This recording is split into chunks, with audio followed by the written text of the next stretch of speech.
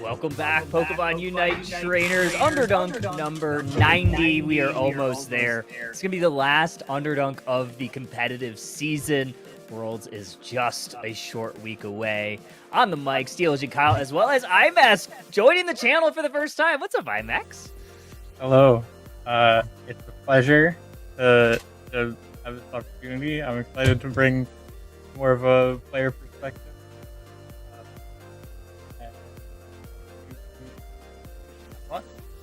Heck yeah.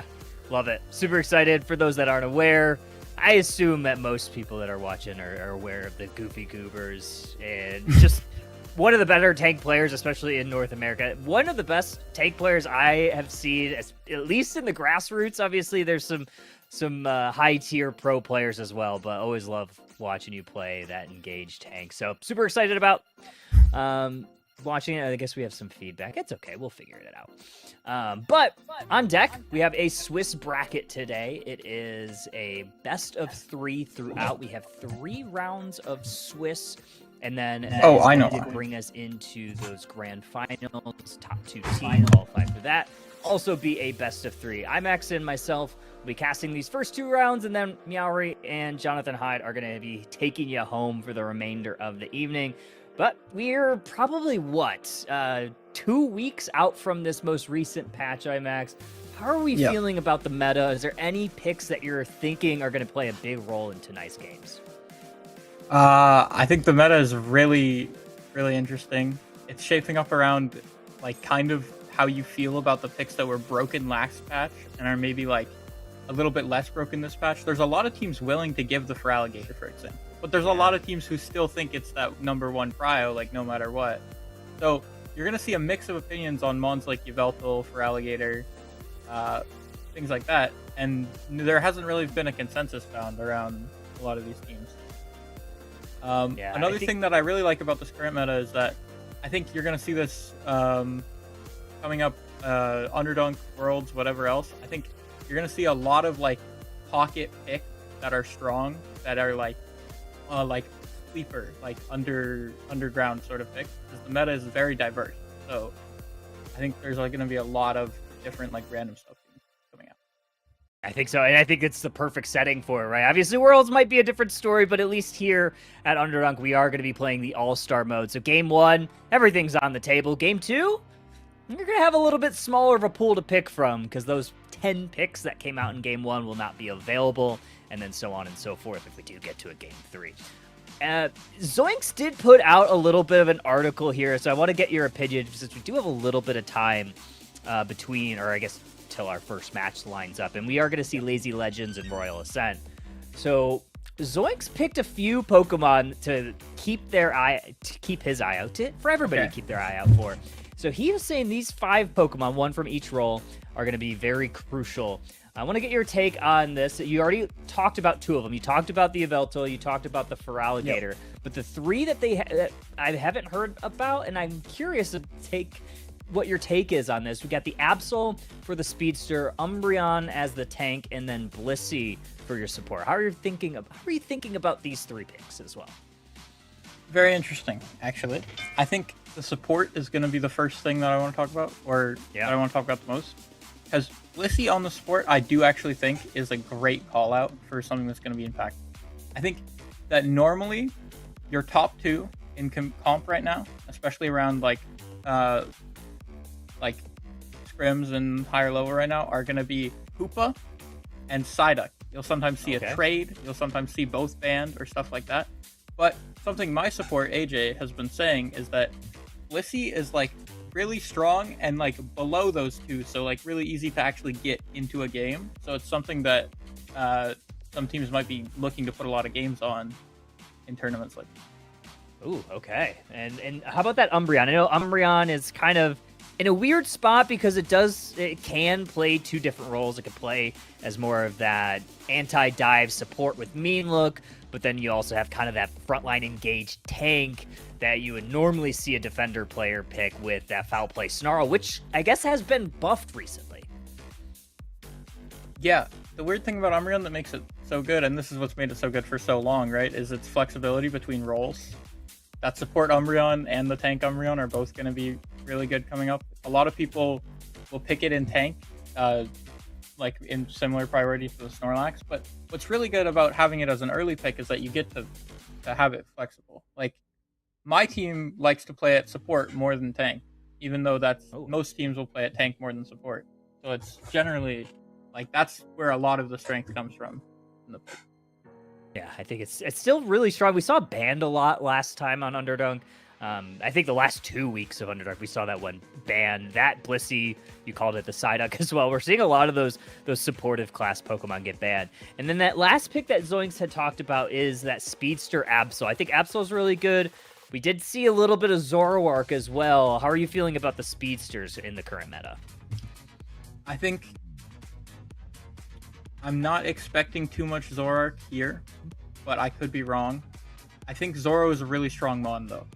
And I think Absol, especially as well, is strong. I think Speedster is a lot less unanimous, though.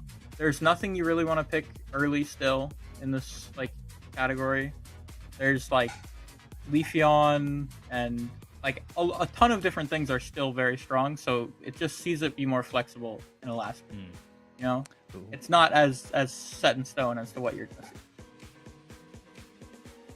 And I just got word from production. We have a small delay in our bracket, so we have a little bit of time to get set up. And I guess we could still talk about the meta. We could talk about the teams that are competing. So we have, I believe, 12 teams fully signed up today. Obviously, the Goober's not playing tonight.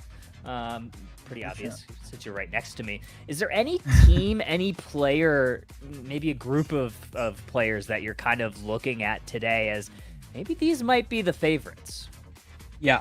I'm definitely thinking that Feet and LARP, Feet and LARP's Underdunk team part 2 is going to be the favorites going in. You know, we see a lot of Fulcrum here, 4 members of Fulcrum from NAIC.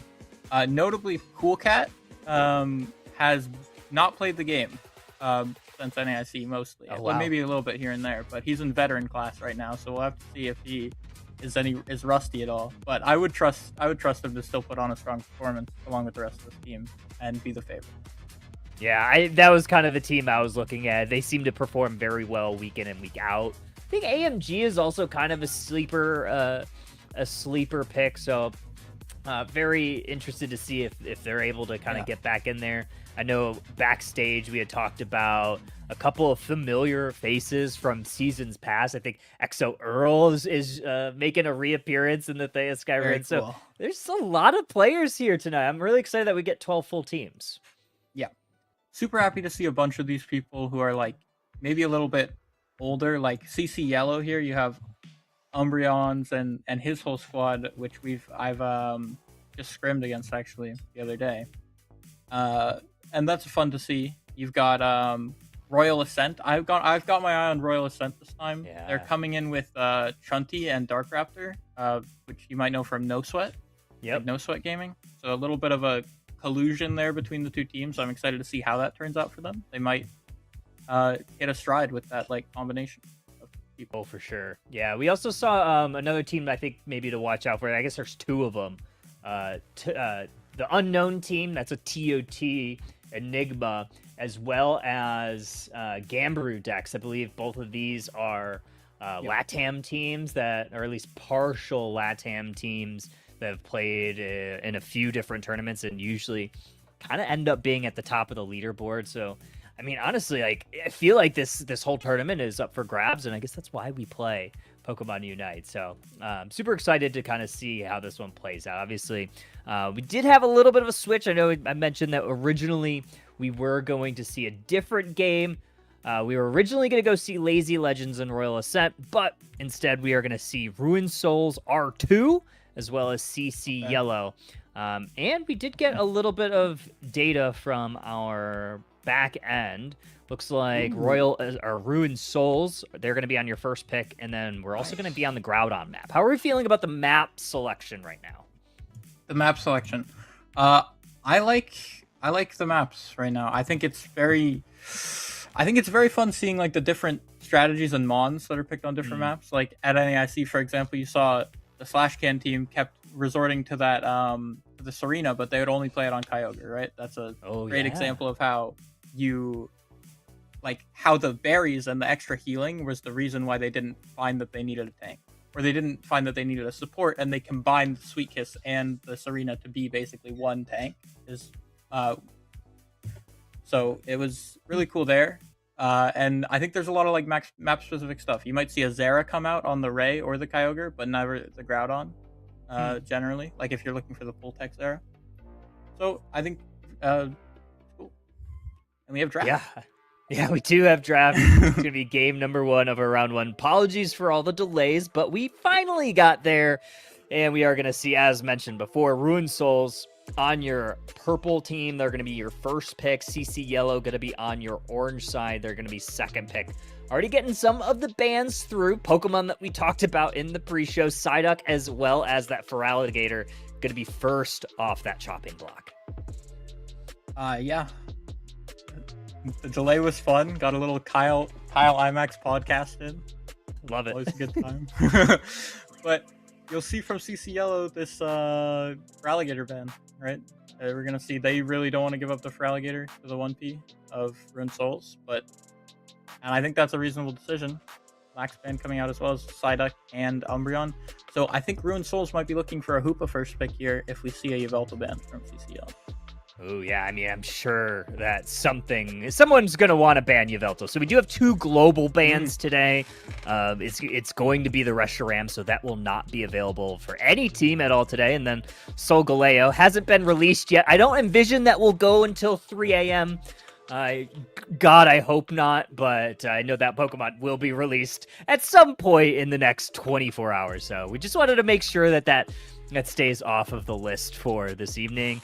And Yveltal didn't come through. It was the Hoopa ban, so Yveltal's going to get that first pick.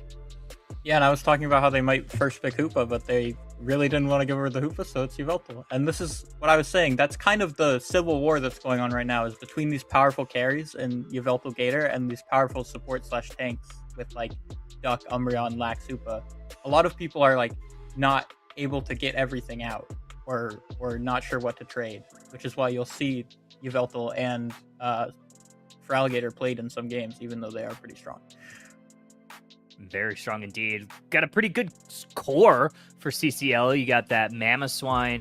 Really good in that early game. I imagine Umbreon's is going to be taking that to the bottom lane. Really good pressure down there to maybe slow down that Yveltal. And then Gorilla Glue going to be on that Zacian. I really like that one as well. Another thing we didn't call out here, CCL is playing with IX Gaming's Wailord tonight. Yeah, and that's going to be a huge benefit to them. I mean, Whaley is just an amazing support player and an icon of the scene, of course.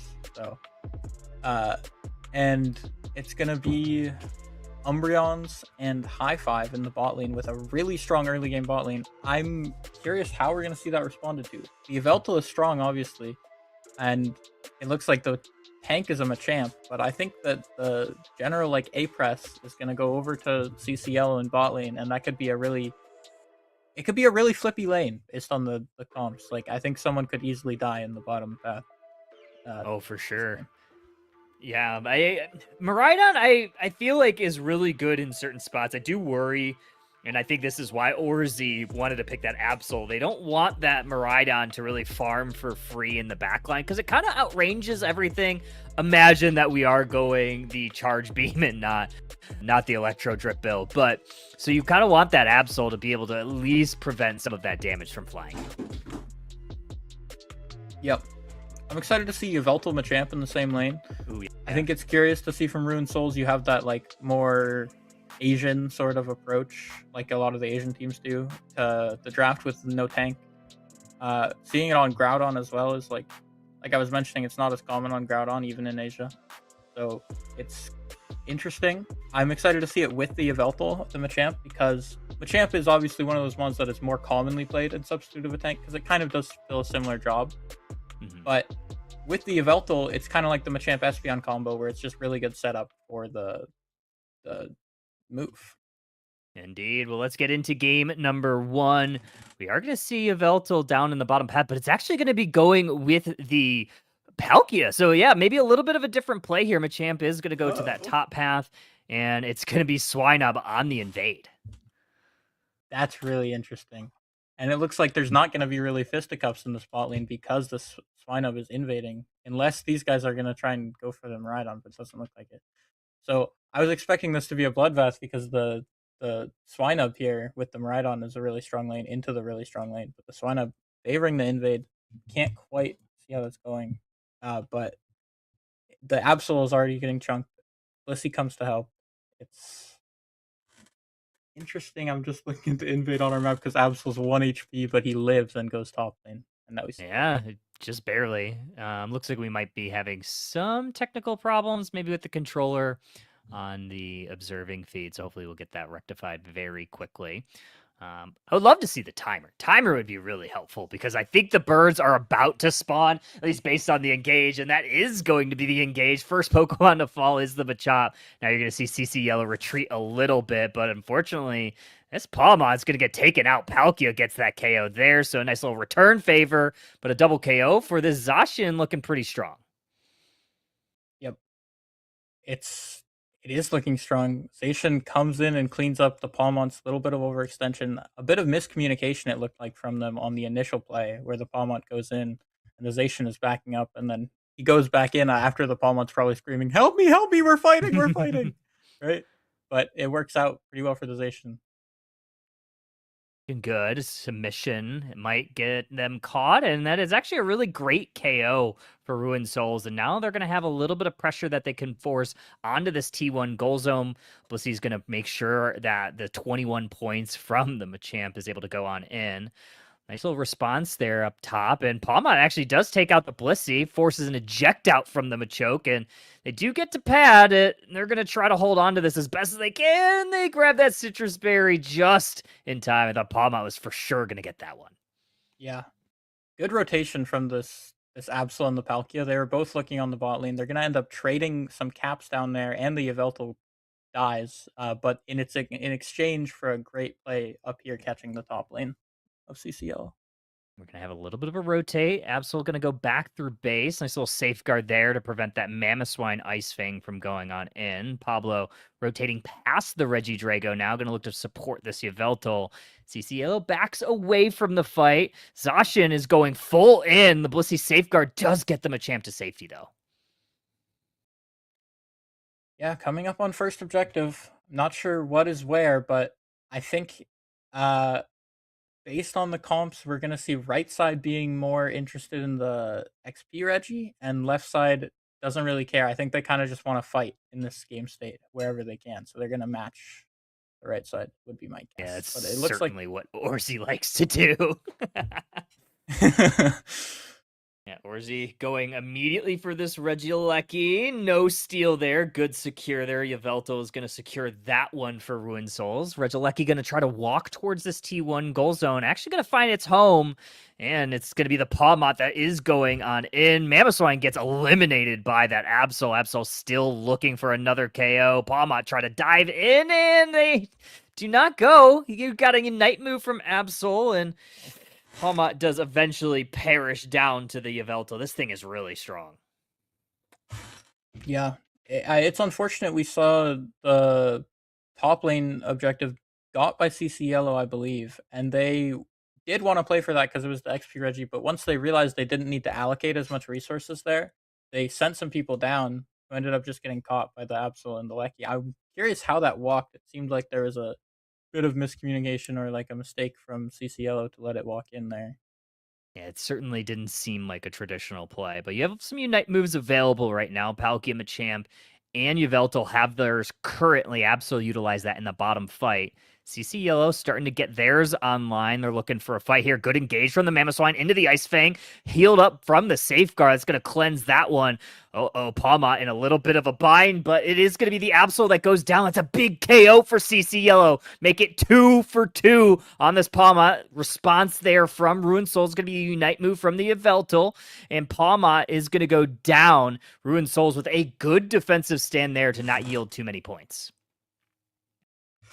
Gonna want to get Mamoswine here. Get 9. See it come to level 9, then we might want to see another fight. Because we've got 2 ults or 3 ults each side. It's a good timer for it. And this top objective is pretty important for both teams, I think. So might see fighting over it. You've also going bot side, maybe not gonna prioritize top objective and going for a second Lecky to put more map pressure on.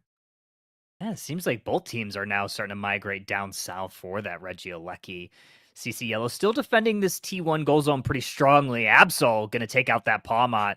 That might open up the door for Ruined Souls to go full rip on this, but Zacian does not want to yield that themselves. Now you have 3, make it 4 members of Ruined Soul down here. Here comes the Miraidon, try to throw that charge beam, prevent some damage from that electric terrain that gets laid, but all the while, Ruined Souls grabs the Regieleki, and they are looking to push this in.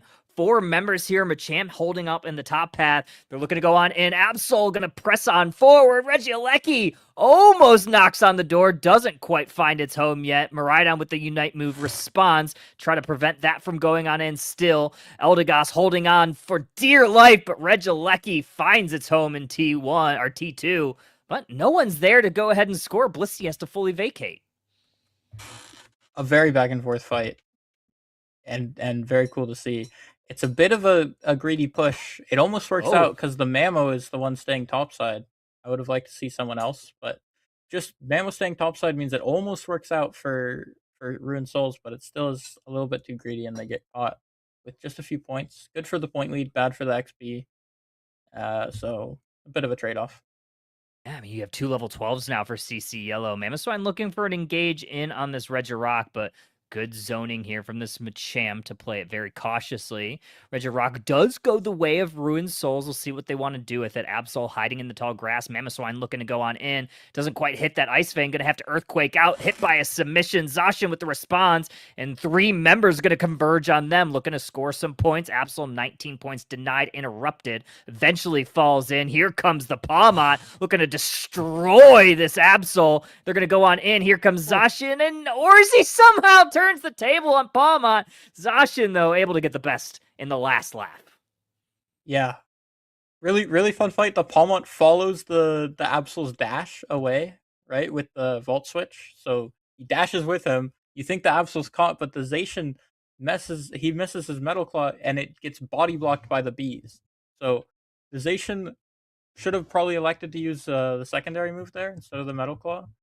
And it would have been 1 for 0 instead of 1 for 1. 24 to 72. Groudon has entered the Theus Sky Ruins. Ruined Souls in the driver's seat for this fight. CC Yellow gonna really need to find an engage. Or they can just do this objective. That's not actually a bad play from them. Forcing the fight just by hitting it, and they look like they're going to commit to it, but the Zacian ult is too early. It's a full flip. We don't know who's going to get it. It goes to Ruined Souls, but it's only the Absol. 1 buff for 1 buff on each side, but 4 members up on CCL. See what they do with this. Absol could go score on that T1. CC Yellow going to score T1 bot side. They're going to go ahead and break that. Still a deficit that they'll need to make up. 40 points, actually double it, get that full hundo in. But on the backside, Absol was able to deposit and keep this lead for Ruined Souls. 324, 252. We still have a minute to play, so CCL is going to need to make a secondary push. Yeah, they're all going to be scanning the map for points right now. Camera panning everywhere. If you can find somewhere for this Eldegoss to pick up points, that's going to be the play. But if you can't, it looks like there wasn't any points on the map. So they're just going to have to push. Again, try and get the Mamoswine score or anything else. Absol's the only buff, going to be an important kill. If you can kill him with someone who maybe has point ability, they can use that to cap as well. Ooh, good engage from Mamo, but it looks like Blissey was able to cleanse that Ice Fang and get away to safety. Absol hiding in this top bush in that tall grass, waiting to see if CC Yellow wants to make a play. They do have that Groudon buff, so that will be a massive amount of attack. Good find there from the Miraidon, but they're going to get the worst of the deal as Absol is able to take them out. Eldegoss going to crash on in, score some points. Still not enough. 304, 324. 20 points. Still need to go on in. Palmot trying to hold on, but Ruined Souls going to hold on for dear life and win this one by a hair. Intense late game. The Eldegoss did end up, that's why they stalled for so long. The Eldegoss did end up going back onto their side of the map to find some points. Got a 28, was able to score it, but it wasn't enough. And the Absol, after killing them, ran back to cap again. So a sketchy late game from Ruined Souls. The flip, you know, they got the secure, but if they didn't, they definitely would have been in trouble. And without the secure. But I think in this entire game, it was definitely Ruined Souls' game to lose. Until they almost did. Yeah. Yeah, very scary moments there. Yeah, Absol able to secure that Groudon. Obviously huge there. The CCL, like you said, was able to secure some KOs there. I think it was just a couple of buffs that they were able to maintain, specifically on Wailord. And thinking about some of the way that endgame went down, I'm not sure if in that moment on that T2, if you just let Mamoswine try to score, could it potentially been an additional, 80 points that could have made a difference. And who knows, maybe we have a different game there, and maybe we're talking about a CC Yellow win instead. But you never know. I mean, I feel like you just have to score what you can and go for some additional pushes. But I feel like Mamoswine might have been able to score, and they could have doubled that one up on T2 bottom side. But those calls are always hard, especially when Pokemon are coming back from the center. For sure. Talking about this game, though, what I want to see from CC Yellow moving into game 2 is I want to see them being more comfortable with the cross map. Yeah. And what I mean is there's a few plays, especially in the early game and into this mid game, where you'd see Ruined Souls and CC Yellow are sort of posturing in the same spot up in the top, and then Ruined Souls would be running down. They'd start sending some members down. CC Yellow would always want to match that. They would always want to go down and match that, but they would be walking into Ruined Souls then, because they went down first. What I want to see is them being happy to just play the other side of the map and get an even trade there. Instead of forcing a bad play. 1000%. I always love that play, especially like if you're down a little bit in levels or you're just not winning those big team fights. So you know that, okay, maybe we don't have enough Unite moves to win this next fight, or maybe the last few team fights didn't go our way, even though we were even strength. Like, just find experience where you can, find that opposite trade if you can. I always love those plays, especially if you kind of know another team is going to be going for a specific objective. You can just find some value on your side of the map or on the opposite side. So love that play. There's also something within there that I want to talk about. We talked about the Absol going into this match. This was one of Zoink's picks to kind of watch out for. How did we feel about that thing? Because it seemed super impactful. It was pretty impactful. You don't expect to see the Night Slash when you pull up an Absol, but it worked out. I mean, I'm pretty sure Zoink's list is mostly thinking about Pursuit, but it is a flexible moveset. I'm not sure where they picked that in the draft, if it was late or early. It was, I believe it was the 5th pick. It was that gutter pick for them. So it's definitely it's a flexible moveset, and if it's the right game, it can definitely make work, even though you're more likely to see. Yeah, Absol. We saw the Absol in game 1, but reminder to everybody watching at home, this is Fearless, aka All-Star mode, so Absol, as well as the other 9 Pokemon that were picked in game number 1, will not be present. So we're going to see some different comps here. Obviously, we saw Wailord on, the iconic Eldegoss, just kind of from a season's past. We saw a lot of different bands. Okay. So the bands, I don't envision them changing too much, but I don't know. Maybe we'll see some different bands, and maybe we'll get a Gator at some point tonight, or maybe a Blissey. I think some of the bands could stay the same. And I think it could also depend on whether we see the side swap from the teams or whether we don't. And it looks like the sides are going to be swapped. So, so the bands could definitely change according to that. And while we get into this draft, before we talk about this draft, I do want to bring up something that I'm very surprised I have not talked about a ton already. That is the tank Palkia. That was sick to see. I think it was actually really cool and really innovative, and I'm gonna try that. I haven't thought about it, but like when I saw it in the game and when I thought about it with my mind after seeing like it locked in, it is something that I think has real potential and is a very interesting pick that I want to try as soon as I can, to be honest. Oh yeah, I've played like a little, or I played against it. I've not played Palkia, but I've played against some good ones, and I'm like, this thing is kind of thick. Like, it just doesn't go down in some of these fights. So if you have that right engage, I think it could be really strong in it. And it looked pretty good there. So very excited to see that maybe evolve throughout the night. Obviously not in this set, because that is going to be out of the picture here in game 2. But bans look relatively similar. I think there's one swap out, and that is the Mime that is getting banned in game number 1. How are we feeling about this Mime ban? I think it's likely that the Mime is something player specific here, or it's something that they're just trying to thin the tank pool to get the exact matchup that they want. If I'm thinking about it, Mamo is gone. So I think they're probably looking to like force them on very few specific tanks that are good, so that they can pick one that they're confident in all the matchups into. Is something that might be possible if it's not a target ban, which is also possible.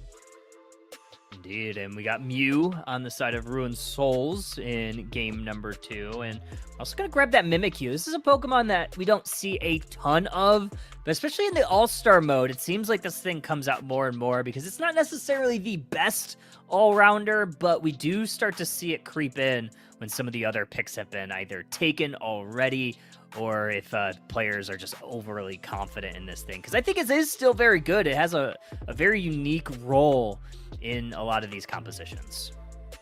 Mimikyu, I think, especially, I'm not too familiar with Ruined Souls as I am with CC Yellow, but I do believe Pablo, I've seen him around. That's the one player I do know a little bit of from the Ruined Souls, and I think that the Mimikyu is definitely a strong pick for him. He looks pretty good on it, so I'm excited to see them lock it in. I want to talk about left side comp a little bit. Okay. This left side comp is pretty standard, but in a really good, like, it's just like a very, 1-2 composition. Hit them with a Blastoise, Garchomp, Leaf Ult, Psyshock. It's plug and play. It's easy. Whereas this right side composition is interesting and unique and maybe a little bit tougher to execute, but not necessarily worse. Yeah, it's yes, I like the way you said that. I think like CCL is very like front to back. You have really strong engage, like you said, from the Blastoise, and you get the Leafy, and then you get the follow-up damage from that SP. So we'll see if they're able to get those big engages. I do worry a little bit about this Charizard X, and mostly because whenever you have a Pokemon plus Comfey, and then there's a Charizard on the other side, I always think that this Charizard's going to try to unite that pick, and then you also have that Mimikyu too, right? So you can kind of double lock down that hyper carry of that Leafeon. Charizard ult is a real problem for whatever the Comfey target is. I think the amount of CC that CC Yellow has, given the name, is going to be hard for the Zard, though. He's going to have to make really good use of the full heal. The Zard X, compared to the other Zards especially, you can just get stunned on the frame that you come out of the ult, so you're not able to use it well if you don't have your full heal up. So seeing CC Yellow look out for that time when the Zard ults to punish it afterwards, like with a CC immediately after, and making sure that the Zard plays around his full heal well for those ults is going to be important in this game. Yeah, Charizard ult, regardless of which version that it is, always seems to find a way to make its way into competitive. What was it? Was it NAIC or EUIC? Someone had 3 Charizards, and I wanted to throw up in my mouth.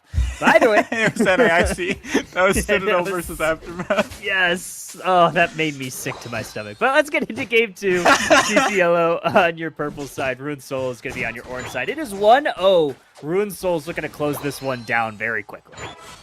I'm going to make a petition for a 4th Charizard. Oh my gosh. Charizard Z. There's too few. Imagine. Look bottom side, we do have this Phantom along with the Skeledirge path. Pretty good secures here for CCL, though. You have that Squirtle to be able to kind of zone out, and then you have the Swift secures from this current Eevee, future Espeon, and, well, future is here. Espeon's live. Skeledirge was able to take that the top thing while the tree was distracting them, though. That's something I love to see as a tank player. I love doing that little play where you'll either like go kill yourself or like distract them just for some time and get your team the contested farm. Top lane gank is going to be really interesting. Mimi uses both smashes heavily. This Sweet Kiss, it's a big Sweet Kiss. I was curious what Comfey moves that we're going to see. It makes sense for Stomp, but maybe not quite as much for Leaf. It's pretty hard to play Sweet Kiss Leaf, but it is a pretty strong combination when you're good at it. So I'll have to see how that goes. So far, so good. Level 6 already on that Leaf. You sure. definitely have to keep up that tempo, and Tap is certainly looking to do so. Looking for that invade. I love this play by Phantom to go in the opposite side, knowing that Leafeon was going to invade. So, love the tempo play from Ruin Souls. Very heads up. Strange play by the Phantom. Absolutely like a killer call from him.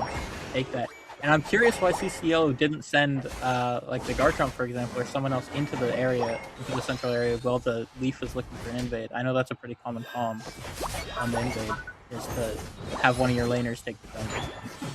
Especially if what they're going to do in lane is just die. Yeah, not great right there, losing the Garchomp, but here comes the Sweet Kiss Comfey with the Leafeon. Full heal, burned by the Charmeleon, but still gonna go ahead and get KO'd by the Leafeon combo. Juicy Mew is able to help get them out of dodge, and Mimikyu able to secure that Regidrago for Ruin Souls. So overall, I think mission accomplished for Ruin Souls to survive the onslaught of the early Leaf. Pretty good, but that full heal in this composition is going to be a really important resource to have. The Mimi's going to have it not up for the beginning of the first objective, so if I'm CCL, I want to play on the swim too fat in this objective. Solar Beam onto the Espeon is going to damage them a little bit. Charizard up solo in the top path, getting full stacks in, all for free. And basement is going to be a Reg Ice. Ruin Soul's going to be the one that puts the damage on it first. Here comes Espeon. Mew with the Solar Beam. Gotta be on E-Ball there. Espeon stealing it from their nose. Blastoise going to surf the Trevenant into the wall. Mew still looking for some damage. Going to have to retreat on. Get onto Agility and surf a Blastoise. Hydro pumping them back to the Pokemon Center. Skeledirge going to get fallen by the Grass-type Leafeon. And now it's just left up to this tree to hold on 1v4, and that is a tall task. Goal zone down. Yeah, I need to refute something I said earlier. I was talking about how Pablo might be a good Mimikyu for this team, but Pablo's actually great this game. They swapped it around, and that is another pick. As I was talking about, Pablo's the guy. No, Pablo on the tree is another pick that I would look out for in the rest of the game. Should have these full heals back, so it's a good timer to make a play. For Ruin Souls. And the Blastoise! Oh no. That is 0 for 2. Throwing it back to 0 secure Mew on the Solar Beam. Not looking so good so far. The other Sweet Kiss there is going to spell the end of this tree, potentially. Into the Slow Smoke, and Trevenant going to go down. Tree falls in the forest. Everyone saw that one, though. Regieleki is not going to find a home. Charizard's going to Unite move, try to take the Espeon out of theirs. Here comes Garchomp with a little bit of revenge. Charizard down. Garchomp trying to hit that Dragon combo, shut down by the Play With Me. They have the Comfey Collar, going to hit a 3-person Dragon combo. Not enough. Tree's going to push this Blastoise in, and Pablo looking to try to close this down. But, man, Umbreon's staying alive in this moment. Pretty strong showing there. 40 points trying to go on in from Orzi, but man, Umbreon's played that perfectly, just able to escape. Yep, really well played team fight from Ruin Souls at the beginning there.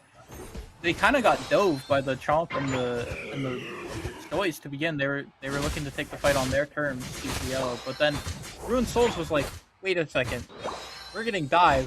Why don't we just dash towards you now that you've used your mobility moves? And then they just kill the backline.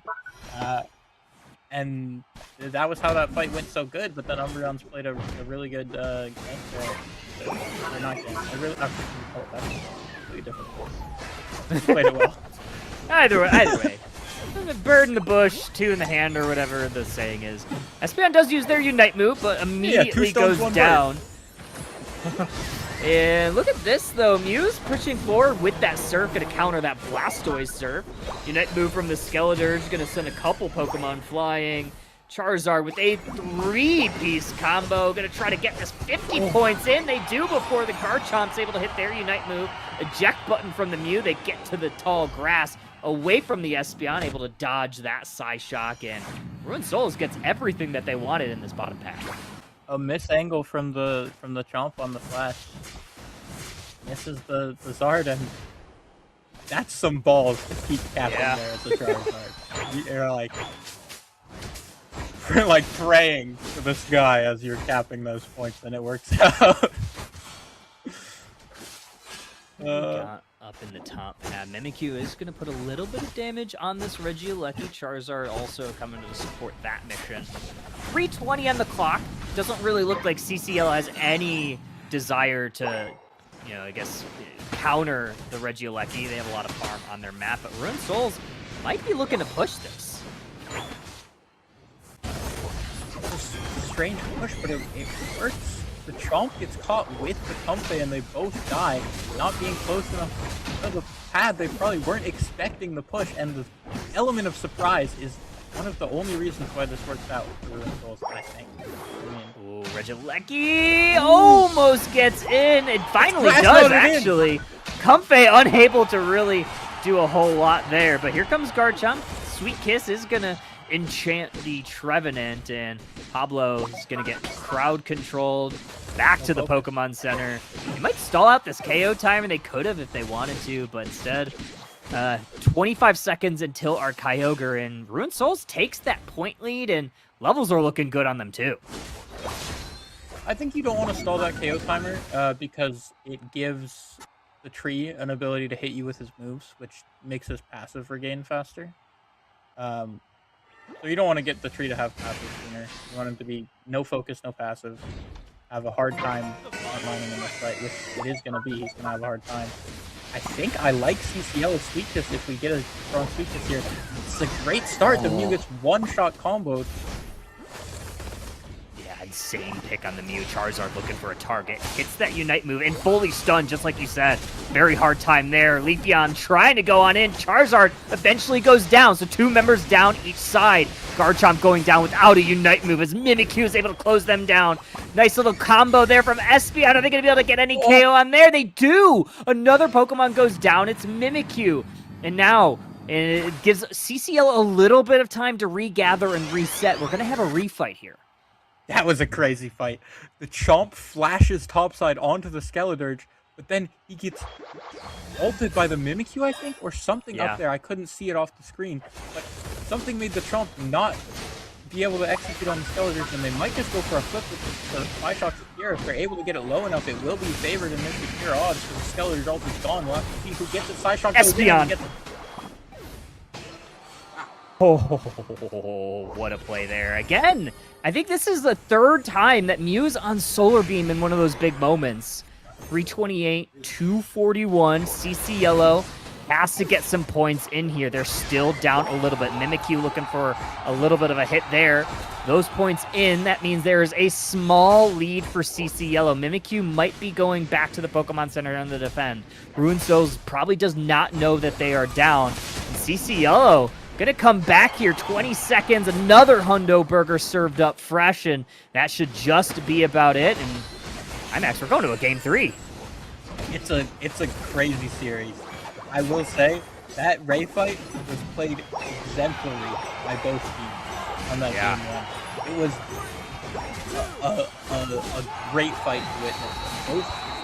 All 5 members of both teams looked like they were on their game in that first Ray fight. Second Ray fight, Ruined Souls doesn't sniff out the flip fast enough. They think they're just going to tap it. They're not prepared, and it's a misplay from Ruined Souls, a good win condition recognition from CC Yellow on the second refight, but the first Ray fight, yeah.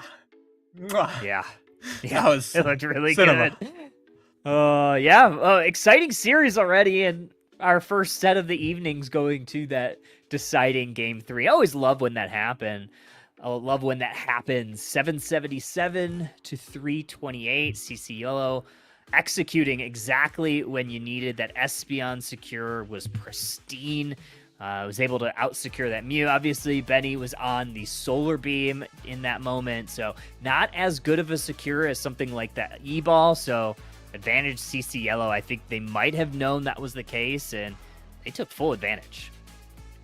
Yeah, Sweet Kiss looked good all game. Sweet Kiss was a really good call. It was good compositionally. I want to give a shout-out to the Charizard a little bit. I do think he played it well navigating this game. And when I look back on it, I'm not sure how I feel about the draft pick. I think the Charizard navigated it well. He played his full heals really well, but he wasn't able to have as much impact as he would have liked still, even. So True. Yeah. Looking back. Insane stuff, honestly. I mean, I liked the Charizard pick, too. I mean, it definitely seemed like you said, it wasn't bad. I mean, it wasn't the best thing in the world, but like you said, CCL executed that final fight perfect, or that fight against the Charizard almost perfectly, stunning it right out of its Unite move. Yeah. Unfortunately, like Charizard was just so tanky, it was still able to hit a couple of abilities to take out a few as they were going down. But yeah, Espeon hitting that Unite move, kind of saving, getting the KO on the Mimikyu, I think was also very crucial there, because I think if Espeon doesn't KO that Mimikyu, I think it might have been Ruined Souls that could have just ripped that before anybody got back. Yeah, it was a beautiful, beautiful slash rock into ult. I could see the gears turning in the Espeon's head of like, I just hit this side shock. I have this much time before I need to make the decision of whether I'm going to flash this ult or whether I'm going to keep it here so that the Mimikyu can't take it, but he can't go in. And choosing to flash the ult was a heads up play. It's all three members, manages to take out the Mimikyu. Really good. Huge. I mean, I love that. I love like really strong plays like that are so deliberate. Obviously, there's so many things that happen in a game of Pokemon Unite that are very split-second decisions, but when you see a player make a very calculated yet deliberate decision and they execute it to perfection, it's always fun to see. I mean, there's so many different moments, especially in like a very high leverage situation, like during that Kyogre fight. Is like, you need to hit this. If you don't hit this, you're probably losing the game. So he absolutely hit it out of the park. Not necessarily a walk-off home run, but he certainly tied it up in the 9th inning there. So yeah, pretty good stuff there. We're going into game 3. Pivoting over into game 3. So now we have 20 Pokemon as well as the 6 bands total, potentially 6 bands, that will come out in game 3. Is there any Pokemon that we have not seen in these 2 first matches that you think have a real big shot at coming out here? That's a good question.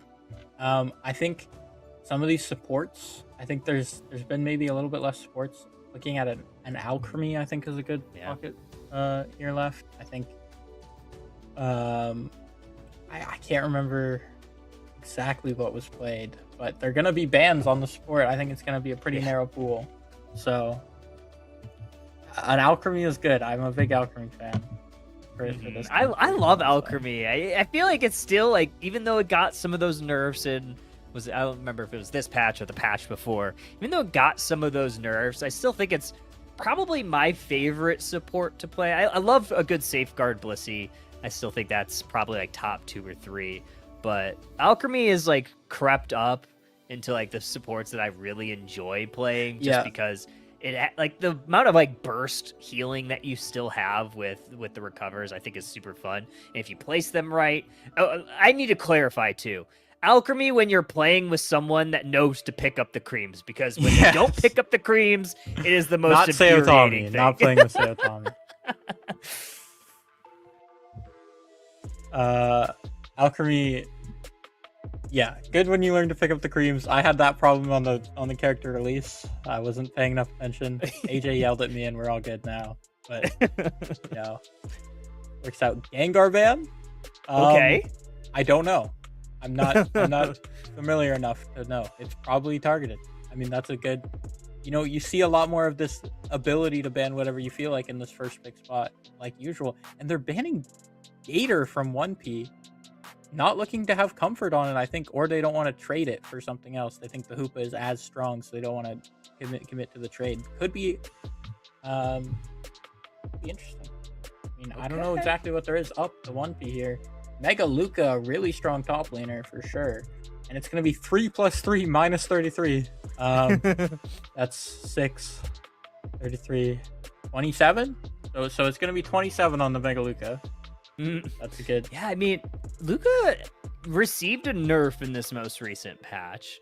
Specifically, the Mega Gauge only lasting 20 seconds opposed to 25 seconds, which sounds minimal, but those 5 seconds can really make a big difference. So we'll see if they need those extra 5 seconds in the Mega form in any of these fights. But I still think this Pokemon is still really powerful, so that's why it's still getting a little bit of priority here. I want on to the other side. Sorry. I want to say this Mega Luca is picked because if you look at the CC Yellow composition from last game, they were very much committed to the chain combos, the CC, the stun, something that Mega Luca is really good into. If you had seen Mega Luca in the last game, for example, it would have been a really strong pick from Ruined Soul. So I think they're kind of trying to counter some of CC Yellow's style compositionally. Like you see it again with the Delmise and the Crustle. Ooh, yeah, that's a really good call out because they are setting up that way, right? A lot of crowd control so far, maybe a little bit less with Clefable being only like a little bit of redirect or anti-dive depending on which set Waylead decides to go. Orzi not being shy with the Talonflame, gonna go with the Speedster once again, and I don't know, I feel like this is gonna be a really strong last pick for them. It is going to be a strong pick. Talon looking good into Intel. Ren a lot more outplay, but it can go either way. We'll see who wins those fights based on what the rest of the team does and what they do individually versus each other. But I want to see this jungler 1v1. I'd love to see like a level 5 skirmish or maybe some sort of invade. If either of these junglers is willing to like trust themselves in the 1v1 on this pretty volatile matchup, I would be excited to see a fight in someone's jungle. Oh, for sure. Pokemon that you don't see a ton of, but this is my most played Pokemon this season, and that's the Venusaur. I think this Pokemon is insane in the right hands. The amount of damage that this thing can just unleash once it has its Unite move, once it hits that level 13 in those big fights, it's going to be scary if they get online. And that's, I guess, the biggest struggle that you have as a Venusaur is you're kind of nothing until you hit level 7, and once you're level 7, it's game on. I think it's my most played Pokemon. I think over the last like 3 seasons, I play that Pokemon more than almost anything, and I'm having a blast with it. I'm excited to finally get to see it in competitive because you rarely see that thing come out. Yeah, used to be a lot of Bimu jungle. Now you don't really see it played much of anywhere, but I do believe it'll probably be the bot lane here. I'd love to see a Venu jungle game in the current meta as well. I think that would be fun, just like for a future thing. Bring it back to 3 years ago, Lutano. Exactly. The Bimu. I want to see it. But we are going to have that Bimu in the bottom path. It's also going to be this Sobble, a more traditional attacker down here. We'll see who gets some of these last hits, and all of them so far going over to CCO. 1 for the Dwebble, 1 for the Sobble. A very good Fury Cutter. But the Suicune steals their side, so it is going to be an even lane state right now on Bob. Which is good for the Venusaur team. Notably. Yeah, I mean, you got to be at least a little happy knowing that you're probably up against it. Gorilla Glue going to try to get some last hits. Clefable able to get a lot of damage on the Delmise, and they are going to be that first KO in our game number 3. Gorilla Glue, a story we could see if the CC Yellow team performs good. Feet and LARP's very own Faith and Love has been quoted as saying Gorilla Glue is his very own disciple. So, that could be a fun story if they end up matching up in this tournament. Good Mr. Mime confusion there. Otherwise, I think CCL might have been able to get to that back line. Instead, Mr. Mime keeping them at bay. Suicune looking for a little bit of pressure on the right side of the map, unable to really apply it 25 seconds until our Regidrago. Doesn't look like Ruined Souls has really wanted to go back to their own central area. Fletchender still not into that Talonflame state of mind just yet, and Greninja already starting to farm back their central area.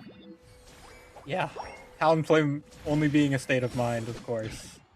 No physical differences between the Fletchender, just a mindset thing. You have to have the right mindset to Brave Bird in 1v5 and die. It's true. And you have to have the right mindset to ult the wall as well, if necessary. I think that's a rite of passage. You're not a real Talonflame player until you ult the wall. Once you do that, then it's fully game on. No one really is going for this Draco just yet. Eventually, teams will start to congregate in that central area. Talonflame is the first one to start this party. Already putting a little damage on there. I don't think CCL really has any interest in it. I think this Ren saw the Suicune walked up a little bit far on bot side, on his bot side vision, and was like, I'm gonna trade a bot side play, which we see continue more of even. I'm gonna trade this bot side play for the Drago, and it works out for him pretty well here. Oh my gosh. That was an incredible play there from CCLO. Inteleon able to eject away from the fly, and then great follow-up from Greninja to absolutely send that bird back to the cage. And now it's CCLO that has the opportunity to get this Regieleki. They're going to put some damage on it. You're going to line up that snipe shot. You're going to get it. Beam is a little bit late.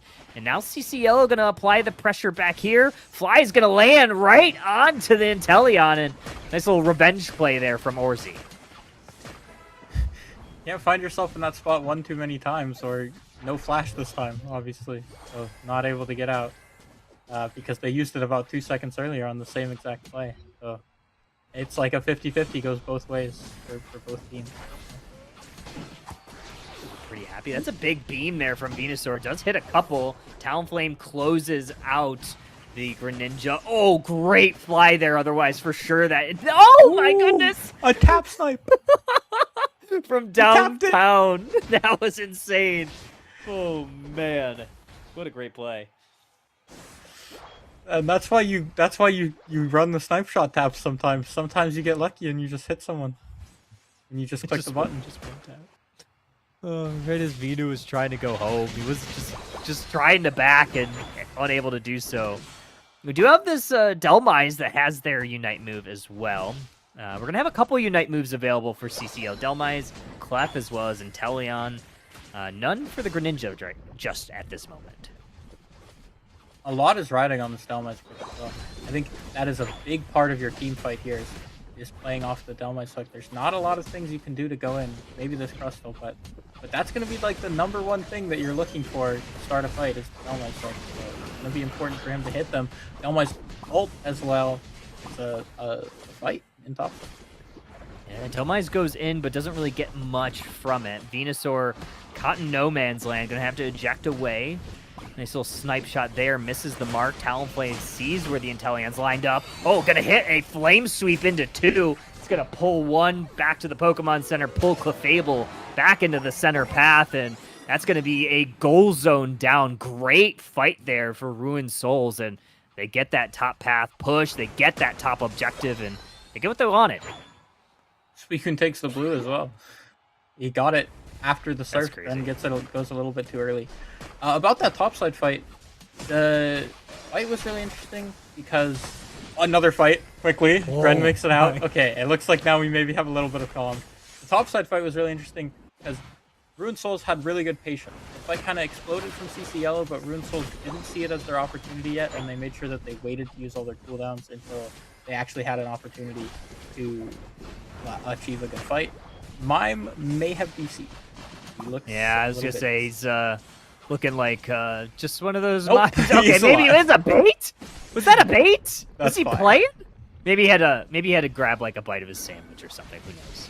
Maybe it was a bait, and that's pretty bait. Honestly, that was kind of that was interesting to see. Okay, we do get the Mega Evolution from the Lucario. Flies out. lands a little bit late. Of all things, Clefable is going to be one that sends that Regieleki towards T1. And now CC Yellow on the offense. Suicune going to lay down that Whirlpool, and Talon's going to send that Suicune back to the Pokemon Center. A lot of low HP bars here. Talon going to try to hit that backline fly. They do, and Teleon back to the Pokemon Center. There's that Flame Sweep, but it doesn't matter. Goal zone's down. Benny Manitas might be going down here. Clefable looking for it. Mime, whoa! Oh, just able to save them, and Mime gets out on 1 HP in a dream. Ruined Souls maybe relying on their hands a little bit too much there. I mean, they almost claw the fight to a not as bad as it could have been, but what I was really sad to see at the beginning was they all got poked out pretty hard. No healing on the side of Ruined Souls, of course, but they just ended up walking in on half HP. So it was a good call by CC Yellow to notice that it was a favorable fight, but as Ruined Souls, I'm not sure why they wouldn't just give that objective. Now, looks like Delmai's Clefable were able to buy a little bit of time to make their way up towards this Regieleki. Venusaur from downtown, a little bit short. Inteleon secures it. Is true, and now a buff here for CC Yellow. Meanwhile, Ruined Souls gets value on that bottom side. They break that T1 there. CC Yellow is looking for an engage, but 20 seconds until our third final objective. This is going to be Groudon here. I know, this Groudon is very interesting. Elmai's 12, Intel 12. The Gren not having his ult yet. See when that pops up, as well as Crustle. So, okay, they both have it here. Levels are pretty even. We're going to have to see a fast fight from Ruined Souls. Like I said, their poke is a lot worse. They get chunked a lot more. They have no healing.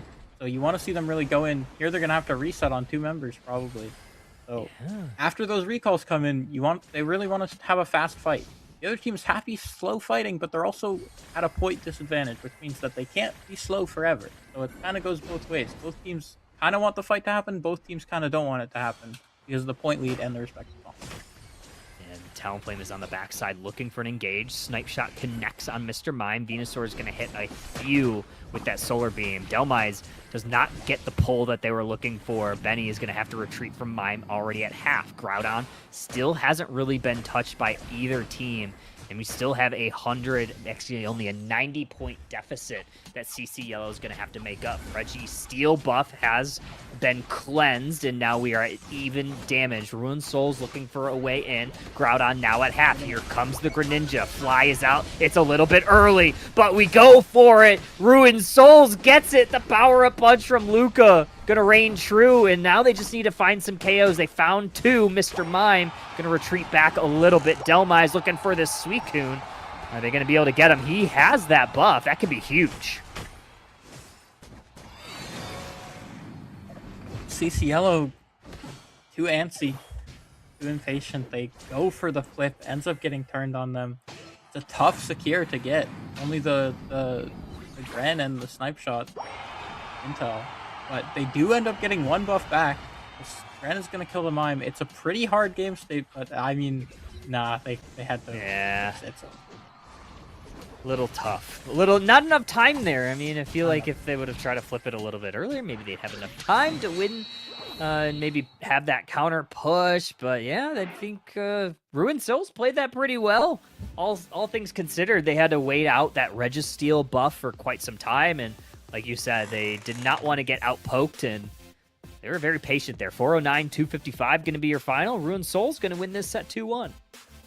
Yeah, and like I was saying, Ruined Souls kind of wanted it to be fast, but what I didn't realize that they actually executed really well on is that they didn't have to jockey for position. They didn't have to stand around and like fight them at all because they had so much flip pressure, that it's really hard for CCO to flip it even if they don't see anyone of Ruined Souls. Even if they're 5-man out of pit, it's hard for them to flip it. So they were just able to stay completely like far away from CCLO in order to not get chunked and to not be able to get a favorable fight sent on them, that they were able to play it slow and wait out the point lead and the Registeel. Indeed. Well, good games for both squads. CC Yellow on that lower side. Well, I guess not on the lower side bracket, but they will be going against a team that had also lost. So they're going to try to get back into that win column here as the Swiss bracket rages on. And yeah, this Ruined Souls team looked pretty good. So they are going to be in the winner's side and playing some more winners of similar caliber. But with that said, we are going to take this to a quick break while we get round 2 set up. So don't go too far, folks. More Underdunk 90. We'll be back in a flash.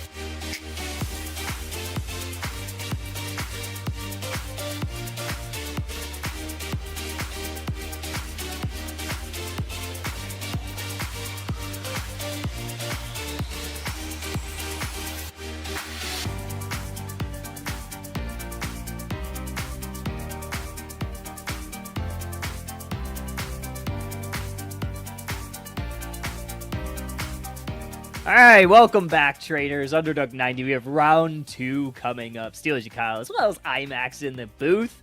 And we have a pretty good matchup coming up here. We have Shadow Wiz Money Gang. I'm going to totally not say that these 3 times in this set. Versus the Unite Players Club. That's much easier. Much easier name. Shadow Wiz and Money Gang, we love casting spells. I don't remember what that's from, but that's like a bit.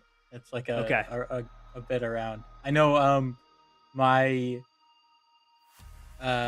in my high school there was a group of people who were trying to, there was like a mascot competition, so there was a group of people who were trying to run Shadow Wizard Money Gang or being the school mascot instead of like a bird or something. I think what won was a bird. Okay. All right. What? Sure. Why not? Shadow Wizard Money Gang. Yeah. I mean, I dig it. We are gonna see in this Shadow Wiz is gonna be first pick UPC. It's going to be on Groudon, or I guess they selected Groudon. Both teams are going to be on Groudon, but it was UPC that selected it. I know we talked about it in the pre-show. Shadow Wiz Money Gang has a few good players. We have a player from seasons past that personally I have not seen them play in competitive in quite some time. It's Earl from formerly Team XO is where I know him from. Yeah, that's a blast from the past. It's been so long since I've seen that name, since I've seen XO compete. It's kind of a treat. It's kind of a treat seeing that. I think pretty much the only person you see around from XO these days is BTB, right? Yeah, who's made quite a good name for himself. Oh yeah, some of the other teams. But yeah, but it's good to see Earl back. Earl, yeah, we need Mighty Anna back. XO. Yeah. Bring Mighty Anna back. Earl, if you're watching this, bring the rest of XO back. We need an XO reunion. Yes. I'll make an iKite reunion just for you. I don't know if anyone here remembers iKite, but I'll make an iKite. Huge. Huge. Lore, IMAX lore. Sorry to take away from the game, but IMAX lore, that's where the I comes from. It was my first Unite team iKite. Okay. I thought you were just like a big fan of like IMAX. Like the computer. No, my old Unite username was Max Pinar, my full name. Okay. You're just doxing yourself here on Underdunk 90. I love it. Well, it was on the Pokemon Unite ladder for years. That's true. You dox yourself on Underdunk 90, you dox yourself on the ladder, but either way, we are into round number 2. And it is, once again, all-star mode, but in game number 1, everything's on the table except for those 6 Pokemon that are going to be banned in the top of your screen, as well as the 2 global bans, which one going to be Reshiram and then the other not quite released yet, but at some point in the next, I think, 6 hours it will be. That is, and hopefully we're not here until then. I'm not going to be. I'll go to bed. Is going to be that Solgaleo. But so far, bans pretty similar to what we saw in that previous set. Umbreon for Alligator, Snorlax, as well as the Mew, Blissey, and Greninja this time. I like this Gren ban as the last ban for Unite Players Club because there's 3 picks up right now. There's the Psyduck, the Yveltal, and the Hoopa. It's kind of weird to play Psyduck Hoopa together, but actually it's a Suicune prioritized from XO, so I wonder where we're going with this. Lord Crammy is someone I've seen on the ladder. Hold on. Call out Lord Crammy. I've seen you play solo queue. Congratulations on being a comp player, my friend. I'm excited to have you in the scene. That's actually love that. I love getting like new players into competitive. I think it's probably like my favorite thing about like hosting these tournaments is getting to see newer players. I mean, like you see, obviously Goofy Goobers is like a perfect example of players that yourself and the squad playing a lot of grassroots and then finding success in UCS. You're seeing it with Fulcrum at NAIC as well. Played a lot of grassroots here. I think like Skeleton Pie, his first ever experience in a competitive setting was last summer in the first steps, and then getting to really showcase their skills at NAIC. It's so rewarding getting to see that, and it makes me all warm and bubbly inside. So I love getting to see new players play, perform well. But other than that, we have a very interesting comp here forming for Unite players. We have the double all-rounder, we have the Azumarill, as well as a Metagross. Yeah, this is a very strange draft for both. We've seen traditional priority thrown out the window, right? And it's interesting, maybe both teams handshaked in the Star GG chat beforehand. Don't pick Yveltal, Hoopa, or Side. Maybe that's what happened. But I don't know. I'm excited to see it. Earl not going for the Duraludon. Very sad. Unfortunate. Very unfortunate. And no tank on the side of right side, thinking that the double all-rounder is kind of substituting for that, which does make some sense. See how this one plays out. Lord Crammy not going on the Cram either. Arrow Punk taken. I feel like that's illegal. One of my favorite things to do, and this is just a silly thing that I like to do, if ever I'm in draft in like solo queue or duo, whatever, and I see a player that has a Pokemon in their name that's on the roster, I always ban that thing. Just for I think I banned like a Decidueye this week. I banned a Crammer. I think I actually did ban Crammer at one point from this person. I banned a Shark Pikachu. Boy 23 ban Sharpedo. Yeah, Sharpedo free name. Look at the item set on this Talonflame. Yes. We have a Shedinja doll. Another item I know backstage we had talked about leftovers a bit and floatstone. Another thing that I absolutely love right now and have for quite some time, shout out to Mindhacks who kind of put me onto this, is the Shedinja doll. I think it's just such a fun item, especially when the other team has like a bunch of abilities that have like very useful cooldowns or like longer cooldowns. Just being able to dodge those, dodge Unite moves. I think it's the funniest thing. Especially my favorite Pokemon to play Shedinja doll with is Latios. I have just I think my memory card on my Switch is full of just funny Shedinja doll clips playing Latios. Yo, I can give you some validation there on Shedinja doll Latios. My Latios player, Reverie, who is known for being a Delphox and Latios 2-trick, likes to lock in the Shedinja doll when there's too much dive. That's a genuinely real thing. To, like, get a good feel. So that's a good call out from you. It can be a good item in situations. I don't usually expect to see it on Talon, but it's likely going to be used to try and get from the fly into the fly. I'd be surprised if we saw Brave Bird with the Shed doll.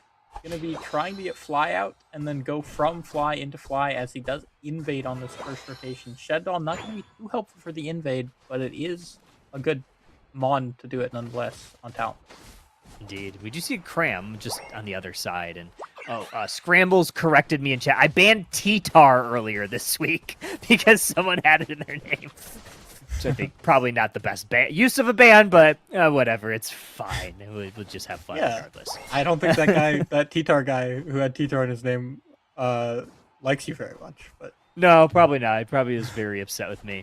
Look at this little Fletchling just trying to cause a little bit of havoc. Hasn't really been able to make much of anything, has Shark Boy, but we see this Glaceon. Earl is going to head maybe towards the central area, may head down towards the bottom path.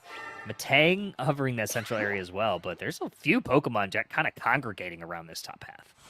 Yeah, I think they were sort of scouting for the enemy junglers, and they both were found. Strong play from the Suicune.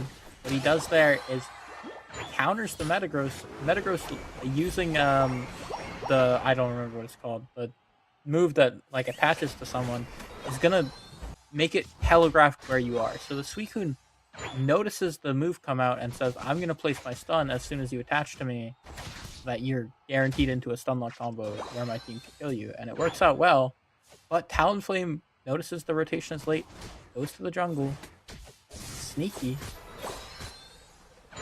Gonna get a bit of this experience away from it is. Oh, and he Shedinja dolls the Glaceon! That's what you use it for. Unfortunately, doesn't really matter. But that's a good call out. You have a couple of abilities to avoid Glaceon Icicle Spears. You know, one with Fly if that's what they go with, and then yeah, there's a few options here. I kind of like. We'll see how it goes with execution. This is a Leaf Tornado Eldeos. It may be for the Glaceon to try and deny its auto attacks at level 11. Oh yeah. Could be the reasoning here, but it's a strange pickup. Yeah. Yeah. I agree. I do like Eldegoss is my most played Pokemon of all time in this game. The times that I play Eldegoss, is when, like, the biggest time I've played Leaf Tornado, I guess, is like when Mewtwo Y was really broken. Just kind of like race to 11 and hope that you can hit it with the Leaf Tornado. But that was pretty much it. And since then, it's a lot of Cotton Guard and Pollen Buff. We'll see if this Latios can really do a whole lot. The craziest things going on while you're talking about Leaf Tornado. This fight is insane. Really, it's very interesting. We're all clicking buttons, and that is for sure. we get Kale in the Piloswine. I don't know what's going on here. I thought for sure Eldegoss was gonna steal it with a boosted attack. Yeah, I thought the freaking Leaf Tornado was gonna come out, man. Yeah. I don't know the cooldown on that thing well enough. And the Suicune full heals the meteors. You know, why not? Why not? Why not? It does slow. It does slow. Oh, it's a big fly. It's a huge engage from Talon. Big. Okay. Shark Boy 23. He's playing the Talonflame like the Sharpedo, you know. Could be a speedster. I'd be totally down with Speedster Sharpedo. That would be a sick Pokemon to come in. Especially it has a Mega too. Yeah. I could legitimately see that being a thing.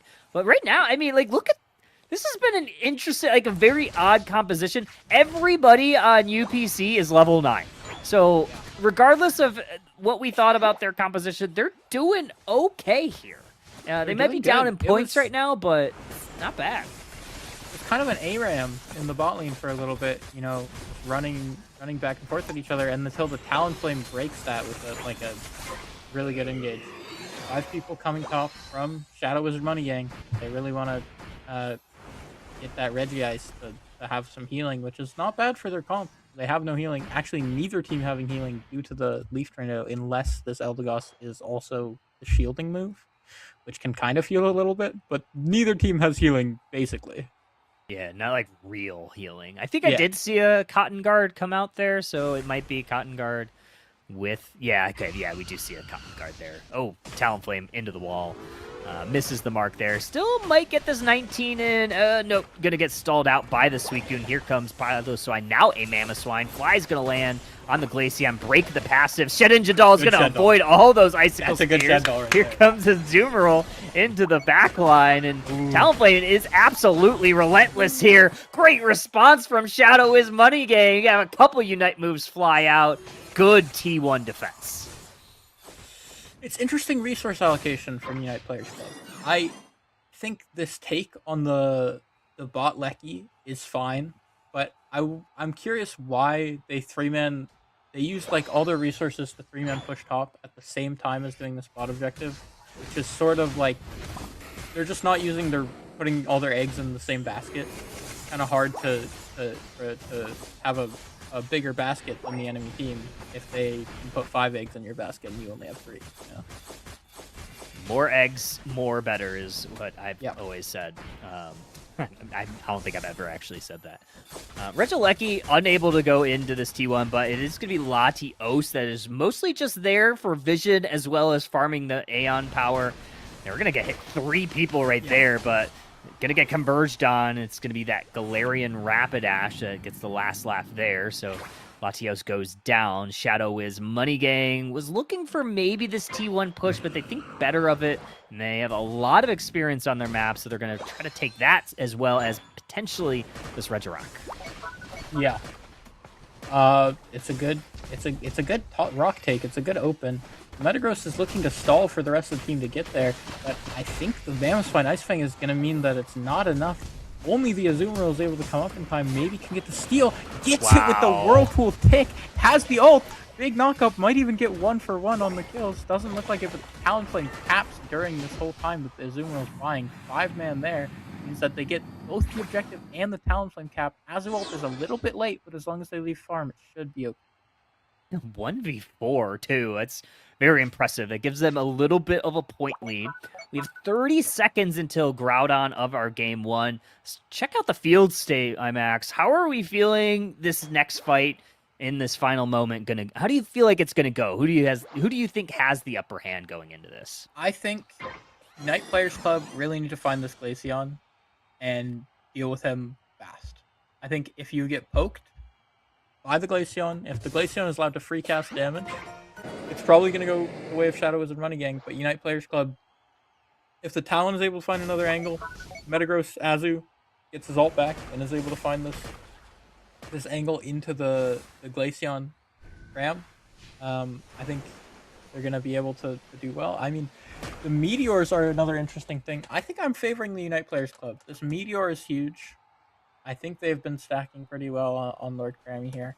So, as much as the XP is even a little bit in the side of Shadow Wizard Money Gang, I like the Meteors here. I think the Meteors are going to be important. As long as this Metagross doesn't get picked up, the Ice Fang comes in with a huge Meteor. Okay, Metagross does lay down the groundwork with that barrier. 2 members go down, Cramorant as well as the Suicune, but it's a trade on the other side.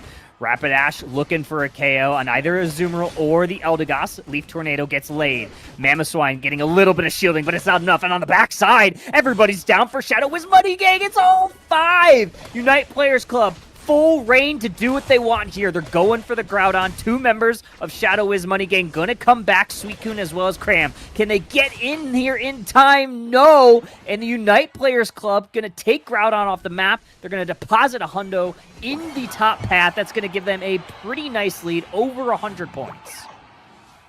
It was really well played from the Latios. This Metagross gets caught by the Ice Fang, but Shadow Wizard Money Gang can commit a few too many people to the follow-up. They're all standing right on top of it, and a meteor comes down, hitting 4 people. Right after that, they disperse. Not everyone gets hit by all of it, but it chunks a few of them. Then the Cramorant ults in. He might have flashed forward. I wasn't quite sure, but the Cramorant goes forward, ults in, and on the meteor timer again, he puts the meteors on that Cramel.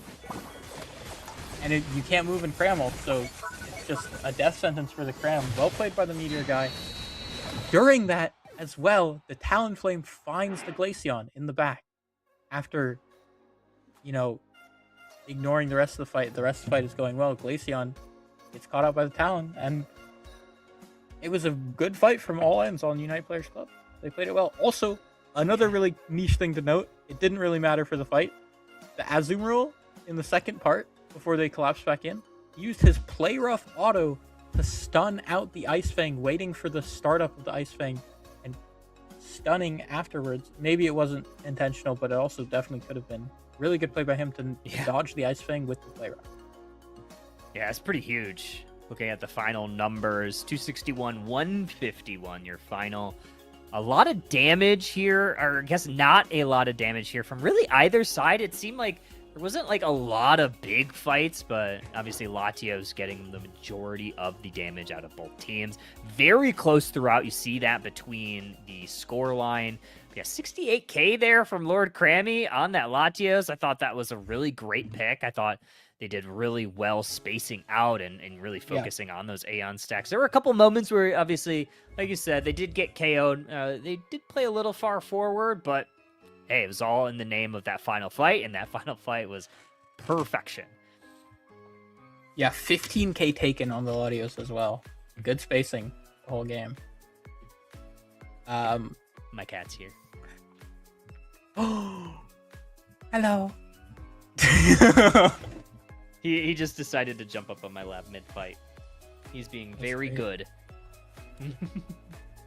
But okay, right. We got Unite Players Club 1-0 now. So you're very right going into that final fight of kind of who had the upper hand. How do you feel like? I mean, draft in game 1 was very unorthodox. Yes. What's going to happen here in game 2? Do we have any idea, or are we just going off of vibes here in game 2? Well, what I'm expecting is it's going to be comfort picks. That's what I'm thinking we saw more so in that game 1 was these teams, neither of them seemed really like they wanted to sacrifice the ability to like know the in and outs of what their mons do for playing these more stronger mons. I think we'll probably see something like that again, but I think maybe later down the line in the set, one of these teams might decide, hey, maybe we're out of mons that we're super comfortable on, maybe something else or whatever it is, and just slam in the broken picks and see how it goes. Or like, I don't know how they'll deal with it. So I'm curious to see if we will see them brought out in later games, just due to a lack of comfort picks, but I think for right now we'll probably see more comfort. Oh, surely. I think we'll probably see. I think at some point, right? I mean, we saw a very unorthodox draft. We didn't see any of the Hoopa. Blissey was banned. I'm trying to think what the other bans were, but Gator, Umbreon. But I don't think Yveltal wasn't banned, and it wasn't picked either, which I thought is odd. Because I thought, like, it's odd that the best attacker, or at least I think that's maybe the general consensus, is that Yveltal's probably number one for attacker. Yeah. Didn't get played here, didn't get banned, so I don't know. I think at some point we're going to see this thing. I think you're right. Psyduck as well is an interesting one. Can flex on the tank and the support, but not played. I'm very curious to see where this next draft goes. I do think it's kind of the Wild West in these drafts, right? Might see the Duraludon come out. Might see something else. You know, we didn't see a tank in game 1, but it worked well for them. I'm very excited for the rest of these drafts because both teams seem to be pretty confidently like, we're gonna do what we want to do, and I like teams like that for sure. I think they've got, you know, like, you think about how that style can be successful as well with teams like Thanks Gaming. Like, it's not just Metamons. You don't have to play them to be a successful team. Always. So. Yeah. It's a perfect example. I mean, I don't think anybody going into UCS last chance qualifiers thought that Razor Leaf Decidueye was going to have the impact that it did, but it certainly did. I mean, there were some moments during that whole run, I was like, I cannot believe what I'm watching, and I am terrified about what I'm going to see on ladder, because it's a very much a don't play this at home, kids. These are trained professionals type of Pokemon, because you have really good ones that know how to space, and then you have really bad ones that have no idea what they're doing, and feel like it's some of them can use a little practice on it. But either way, we are getting into game 2.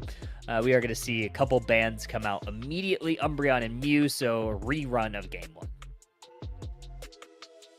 Yeah, I think a lot of the Razor Desi, obviously not too important for our set here, I don't think, but I think a lot of the Razor Desi as well isn't even that you necessarily need to work on playing it, or it's super hard to space or anything like that. I think it's that if you're picking the Razor Desi in solo queue, for example, you kind of need the composition to be built around something like the Decidueye. Like, you need the Blissey, you need the other stuff, because if it's just Desi, you're gonna die. But if it's Desi and we are all committed to this composition, then it's harder for the enemy team to deal with, because they can't just dive you, or they might get turned on its head. That's exactly right. I love that. I love that thought too, of like having a strategy and sticking with it. And I think that's kind of the heart of it, right? Like, it doesn't have to be Razor Leaf Desi. It's just like, this is the style of game that we want to play, and we are going to run it to perfection. And that's kind of what they did. We'll see how either of these teams, if they have a style that they want to play with, because it seemed like organized chaos in game 1. Certainly it came out in Unite Players Club advantage. Well, I'm seeing a very unique 1-2 pick here. Decidueye and Typhlosion. You don't often see those two Pokemon get picked up immediately. I do think it's going to be the Arrow based on the build. Okay. So not going to have any Razor Desi first picks, likely. But it is an interesting pickup at the very beginning. It's kind of like a challenge to play Dive and Speedsters, but it doesn't look like they're gonna. I mean, I know Earl is not someone I've known to play Speedsters enough. He's more of an HVC player, so it might be sort of a challenge that ends up going unanswered. Very, very interesting.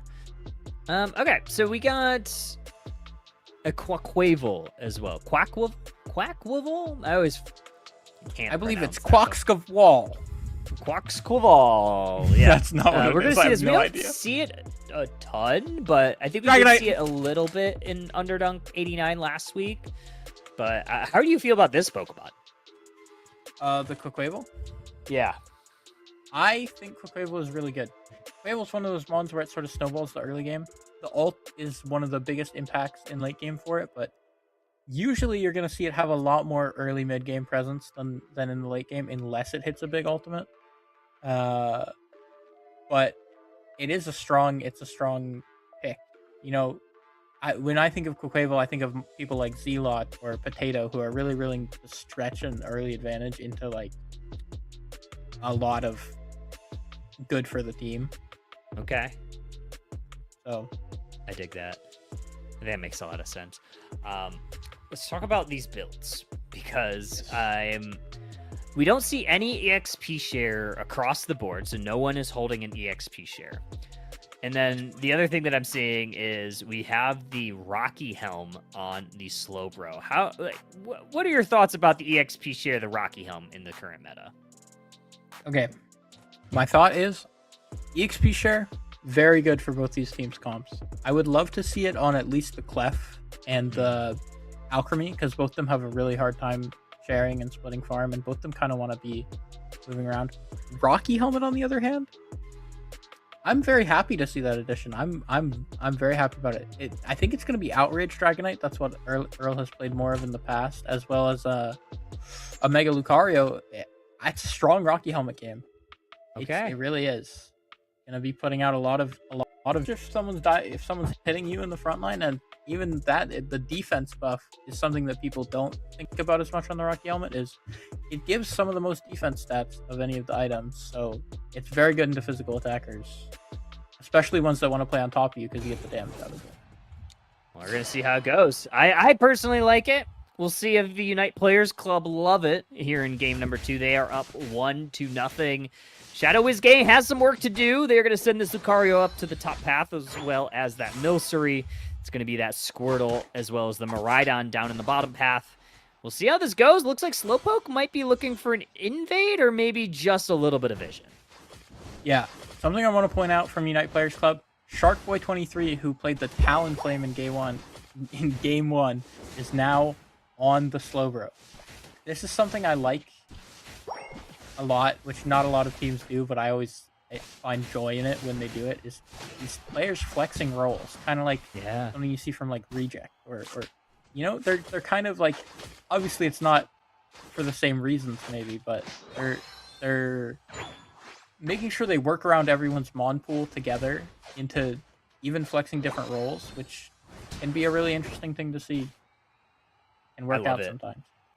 I love it. I think it provides a little bit of spice, because then you may not know exactly what the enemy is doing the enemy may not know what you're doing if you have a kind of this flex roll. Look at this engage though. 4 members pushing in on this T1. Decidueye getting pocketed by this Clef. We're gonna have this 4th member of Unite Players Club. Actually, all 5 rotate for Unite Players Club, but they don't really get much out of it. Yeah, I think they were trying to bait them back in with 3-man, but the bot lane vision was probably called from the War Turtle, so they ended up backing up. It's a heads-up play from War Turtle. I'm assuming the comms were that they were all going top, and that is what prevented Shadow Wizard Money Gang from potentially getting caught in the top pass of the format. Oh, Lucario gets chased down. It's the... I always forget the middle stage. It's Cyndaquil... Quilava. I was like, it's not Quacksquivel. That's the other. A lot of Qs here, though. We do have some Qs. Typhlosion. It's the Q team. Yeah, the Cyndaquil. Yeah, there's a lot of Qs in all of these evolution lines here. I don't think there's any other ones. I'm searching for a Q. Quackquivel, Quilava, Cyndaquil, Quaxley, Quackquivel, Quaxwell? Is that what it is? I don't know. I was gonna say Dartrix. Yeah, I think it's just those 2 lines. So just speaking of Quaxwell, the Quaxwell gets caught out. Yeah. He flashes a little bit the wrong way. I think he meant to flash a little bit lower, which unfortunately ended up in him getting caught. X-Speed pop from the Desi arrow a little bit too early, but thinking there was going to be a little bit more burst from the enemy team. Let's see, or this Clef gets the stacks in, and this game still is anyone's game. Slightly to Shadow Wizard Money Gang. They have 5 members in top lane for both teams setting up this fight. Decidueye arrow might have been a little short there. Unite Players Club looking for an engage there, but Dragonite has the full ability to go ahead and rip that off the map. They do. I think is this an Outrage D-Knight? D-Dance Outrage D-Knight. That's a lot of damage. The Spirit Shackle is going to connect on a couple, but not before Dragonite gets that KO. Blastoise and Dragonite both go down in revenge. Alchemy looking to chase down the Typhlosion. Lucario and them do that trick. And Decidueye just going to continually provide a little bit of poke damage. Meanwhile, Quackable down in the bottom path, getting their value in, getting that 30 points in. Certainly a great play there. Yeah, very strong play from the Quaquavel because he was in the fight topside too. It's not like he was just farming the spot lane the whole time. He noticed the 5 people up there, and then as soon as he found the angle, he said, I'm going to run bot lane. I'm going to get my stacks. Gets 2 stacks, and it's going to hopefully propel him into an easier late game. To talk about this Dragonite a little bit. Yeah. Dragonite here with the Outrage. Super, super fun. Kind of what you expect from Earl. It's one of his comfort picks, like I was talking about comfort picks. Seen him play this a lot back on the EXO days, and a lot back on other days, usually with the Outrage as well. Fight. Look at that secure. Miraidon gets it with the tick damage of the enhanced charge beam, and now Typhlosion not super happy about that. They were going to look to chase them back to T1. They do. On the top side, Lucario, Mega Form, able to get double KO, and that's going to be a goal zone down. And now Shadow Wiz Money Gang, they are going to look to maybe also push this T1 on the bot side with the help of this Regieleki. Typhlosion still upright. Dragonite going to dive into the back line to provide some additional support here for Shadow Wiz. And Regieleki walks in, finds its home, and this goal zone, not gone, but man, Shadow Wiz looking really good halfway through. That's something I look for a lot in Dragonite players, is their use of this Unite. Because it's very different than a lot of the Unites we've seen. Like in isolation, Dragonite Unite is quite weak, right? But a lot of the macro and ability to go from different places on the map and find whatever angle you want to end up in is kind of where the strength is. So there's a lot of individuality and like just a lot of skill expression in the Dragonite ult as well. So it's very cool to see when there are players who have a lot of experience on this character, like Earl, how they use that ult. They've used it to perfection there. Blastoise eject into the Hydro Typhoon, unable to get the Decidueye, does damage the Clefable heavily, but not able to find the KO. Blastoise now going to have to disperse back towards their side of the map. Quackable going to retreat back towards the central area. But Shadow Wiz Money Gang, they are not retreating in the slightest. They are pushing this T2 goal zone. Blastoise going to pay for it. Earl's going to dive into the backline with that Draco Impact. Going to hit that A button, but they are going back to the Pokemon Center. Good response here from the Unite Players Club. And this might be a full team wipe. Just the Alchemy remaining, and looks like they should be able to take the care of the rest of the job. Double KO from Decidueye, and Unite Players Club back in this one. Yep. It's an unfortunate play. I think it's one of those plays in the game where you look at the top of your screen and there's 5 Unites online, and you go, we should do something. But they didn't really think about the fact that the other team also had all of their resources in that moment, so the fight is going to be just unfavored on that T2 because both teams have all the resources. They're just thinking, we have all our resources, let's do something. Which is a pretty common mistake. Another common mistake. Decidueye playing a little too close for comfort. Mega Lucario able to make quick work of them. Yeah, the Slowbro trying to stall it 1v3. That should buy enough time for Unite Players Club to potentially grab this Regieleki. Quackable gonna try to zone out this Miraidon. Gonna look for the secures. Quackable gets it. Thought for a moment Miraidon might have been able to do it, but it is a little bit short. They may let this walk in. They do. That's gonna bring us to a 5-point match. 30 seconds until game 2 Groudon. How are we feeling about this final fight here, IMAX? I'm excited for it. I think the Clefable can be really interesting in a fight like this, but Slowbro ult as well. Pretty easy to make good use of that. I am saying it's pretty impressive from this Alchemy and this Clef that they're both level 11 without the EXP share.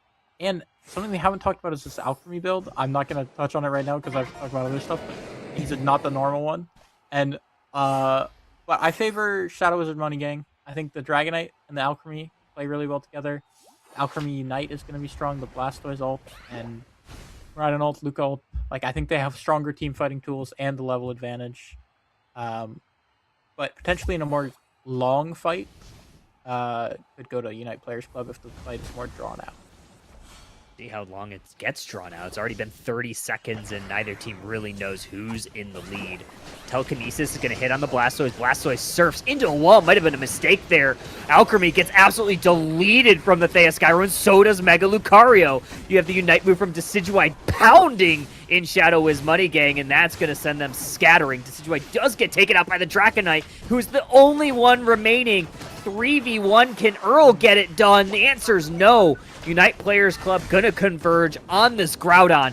Alchemy, one hope, one prayer. Can they get in? Can they get the Dazzling Gleam off? They're gonna look for it. It's gonna go in. Telekinesis gonna hit the mark. Can they get it in? No! Typhlosion able to close it out for Unite Players game, with not for a valiant effort from the Alchemy. They're still gonna need some points here, though. Yeah.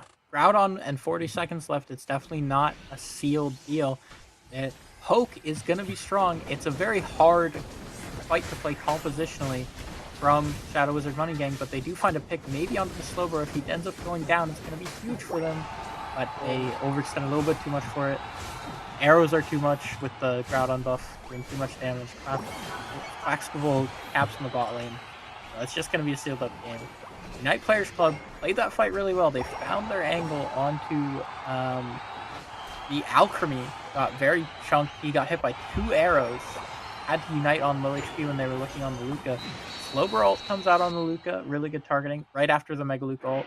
Mega Luca ult's in a pretty vulnerable position, getting slow beamed right after. And then the Dragonite is kind of unleashed because the slow beam was used on the Lucario, but only enough to pick up 2 kills in the backline, as the rest of them killed off his team before he could end up killing them. So it turned into a 3v3 at the end there, or a 3v1 at the end there, and he wasn't able to do it, even though it was pretty well played in the 3v1 as well. Yeah, there's also a moment there in that final push that could have been derailed very quickly.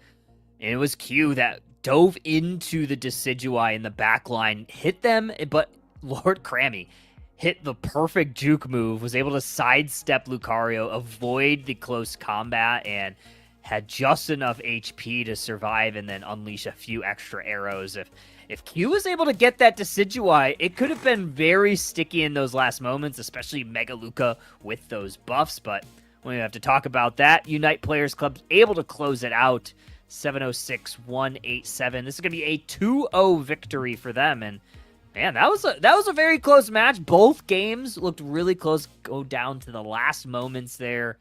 Very even, these two teams. So, honestly, very well played for both sides. Yeah.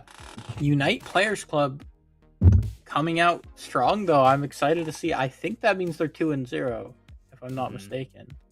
I believe so. So, I'm excited to see how they do in the rest of this tournament.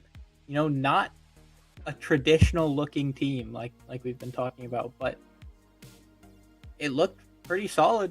You know, I think they've got a lot of potential in their roster. Indeed.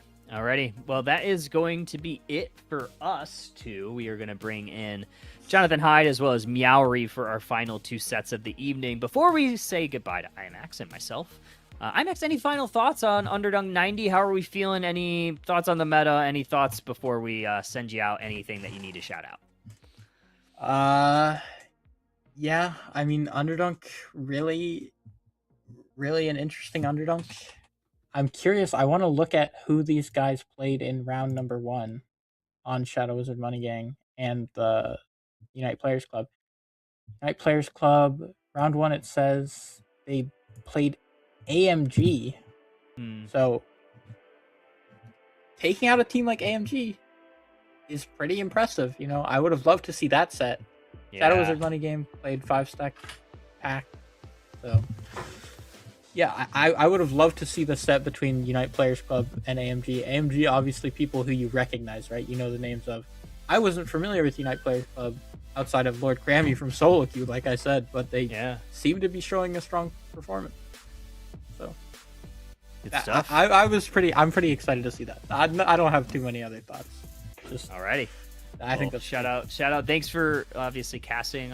Fantastic to always get a competitive player's perspective take on the matches. I think it's always super valuable. So obviously, always welcome to come back if you're not competing. Obviously, with the Goobers or did you just have like IMAX's team was like the last one? Yeah, too? I played. Okay, wait. Can I tell you the story behind IMAX's Yes, team? I need it. Okay, so I registered under a name, but then I like put in all the information, and then I accidentally switched it so that it didn't have a name, and IMAX's team was the default. So our name was just Amazing. IMAX's team, and then Underdunk winner IMAX's team come up, Yep. which was just funny. Love it. Alrighty. Well, Shivam said he's gonna annoy his casters. Okay, we're going to send it to break. Okay. Alrighty. Well, don't go too far, folks. We have the final 2 sets of Underdunk 90 after a quick break, so don't go too far. Maybe grab a drink, maybe grab a snack. We'll be back very soon after a quick break, but we'll see you then.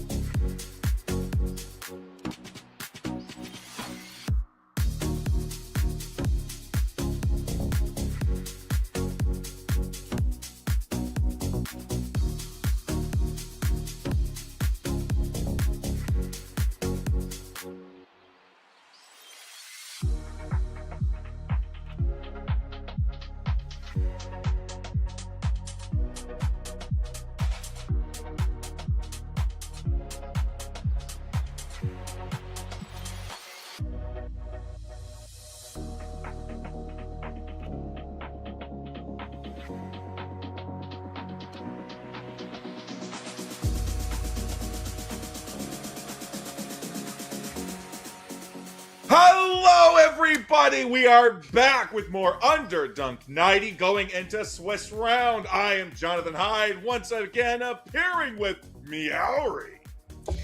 Hello, I'm super excited to be here today and see what these teams are going to be doing. It is Underdunk 90. We've got a best of 3 set coming up here. It looks like, just from some of the notes that I'm seeing, it looks like we might be playing on the Kyogre map here, but we're gonna see what these teams do. What are you looking forward to tonight, Hyde? Anything you're excited about seeing potentially? I mean, listen, I'll always root for my 3 big guys, Tyranitar, Duraludon, and Sableye. I would love to see more of them coming out, but Yveltal is still on the board. It's not banned tonight. Only Reshiram and that pesky Solgaleo are going to be banned out for tonight. So that's going to be interesting to see, because that means the entire rest of the roster is up for grabs. We've got Blissies, we've got Alcremies, which we've already seen in action. We've got Blastoises, Mamoswine, Snorlax, and maybe, if you're a little creative, maybe if you're taking a little bit of a risk, you got those Camarans. Yeah, it's looking like some teams are playing some very different mons. We saw a Decidueye Typhlosion a little bit earlier here. It's looking like we're getting to see who our teams are going to be for this best of 3 set, though. We've got Feet and Larps, Underdunk Team Part 2, and Royal Ascent. Say that first one 10 times fast. I don't know if I can, personally.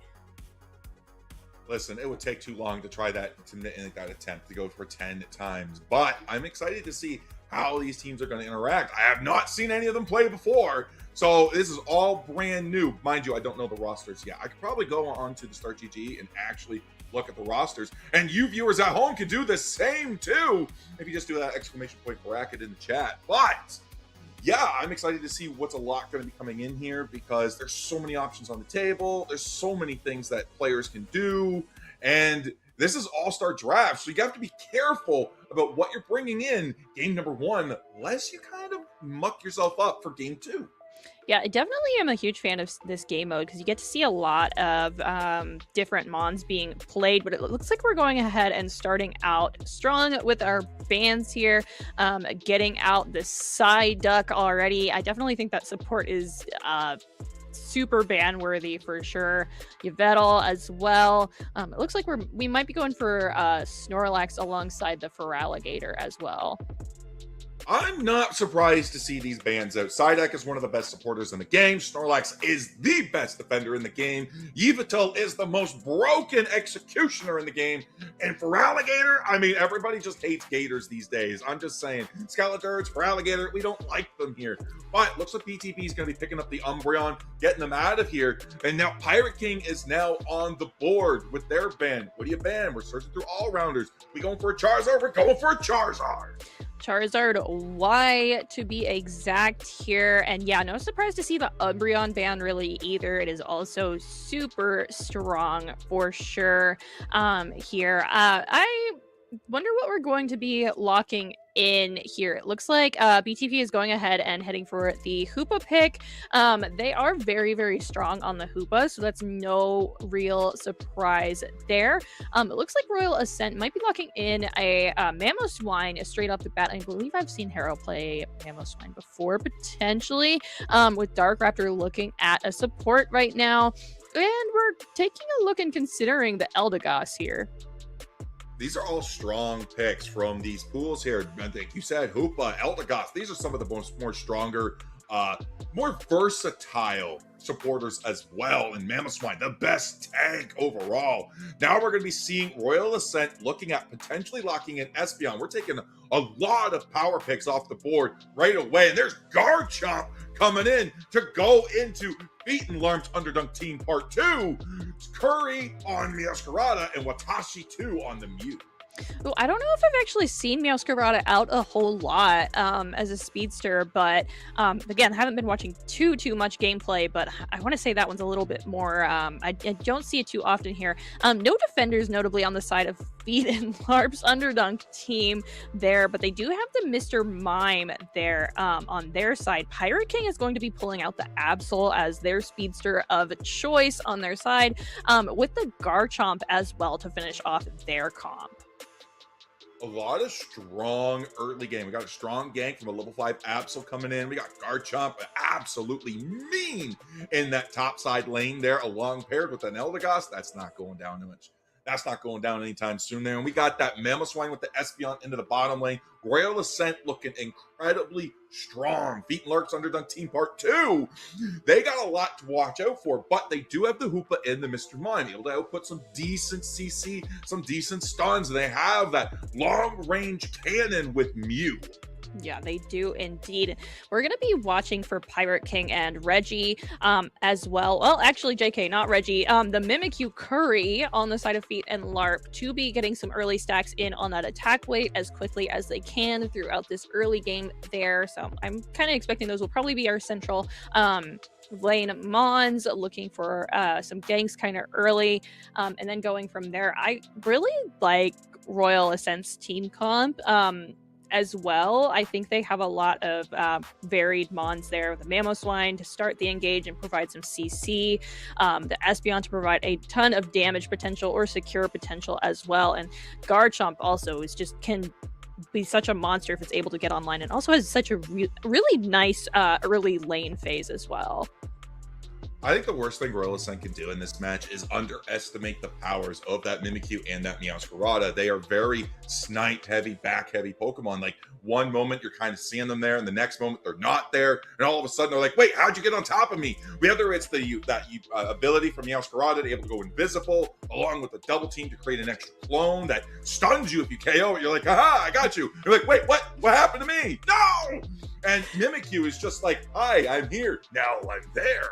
And whether it's with Shadow Sneak or with Trick Room, with those infinite dashes. Yeah, especially with the Hoopa on their side as well, they can definitely have a lot of potential for just a lot of map control and mobility, and being able to portal their teams out of places depending on what BTP chooses to play there. But yeah, no, really, really strong, fun comps from both sides that we're going to be seeing here in just a little bit.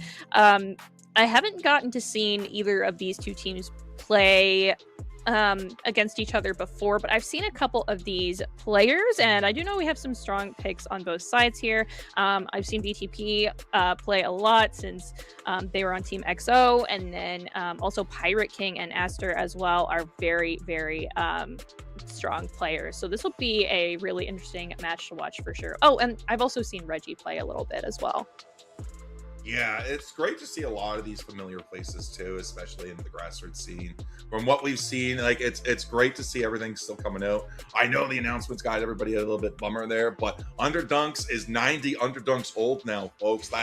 We made it. We done it. 90 of them. They're here. They're gone, and we're only 10 away from the centennial. Yeah, no, we can't give up before the centennial here. There's still a lot of Unite left to go, but it looks like we are already in the match here.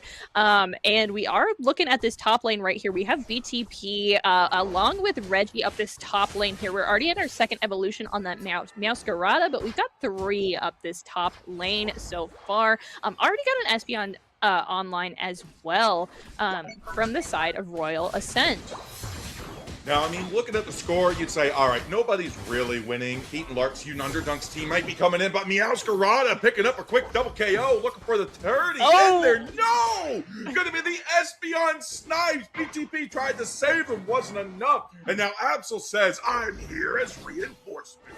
No, they are indeed here, and this Espeon might be in trouble as Curry does come in, and BTP will be taking the last hit on them, though. Reggie Drago is on the board right now. Mimikyu with that Trick Room being able to dodge all over the place, and Harrow might be in a bad spot as well.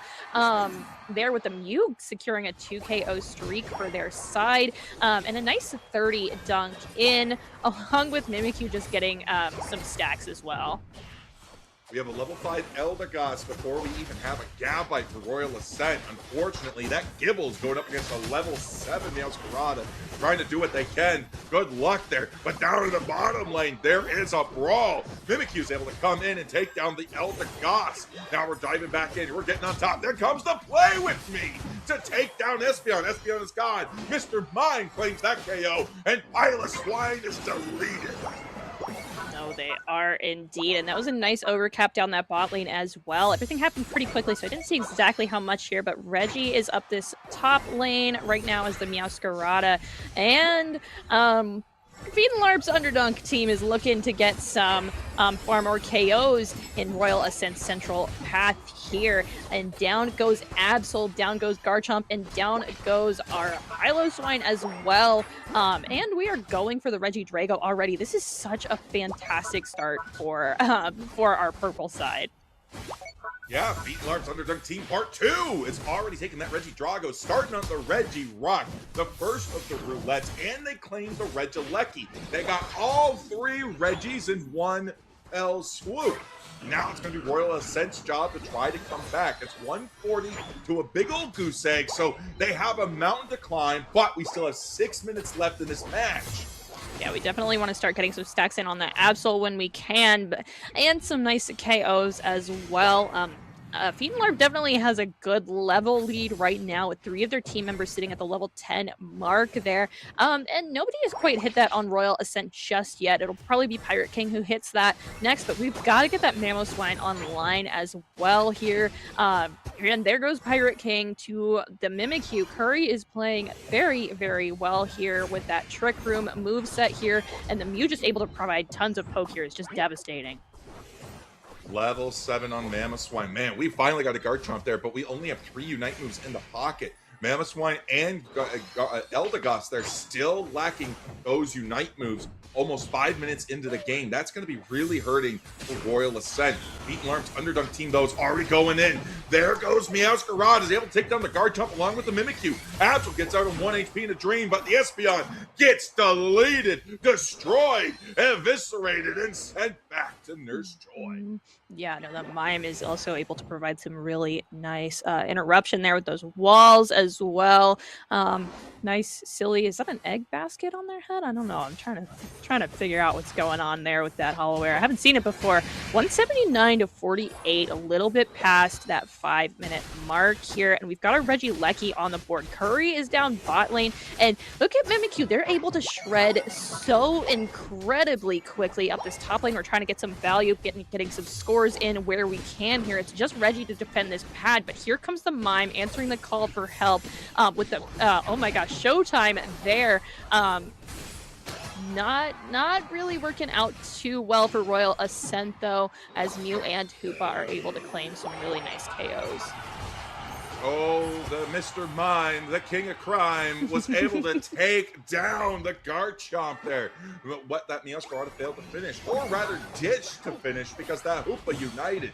T2 pad deleted. Regieleki's now open. Win condition has been activated against Royal Ascent.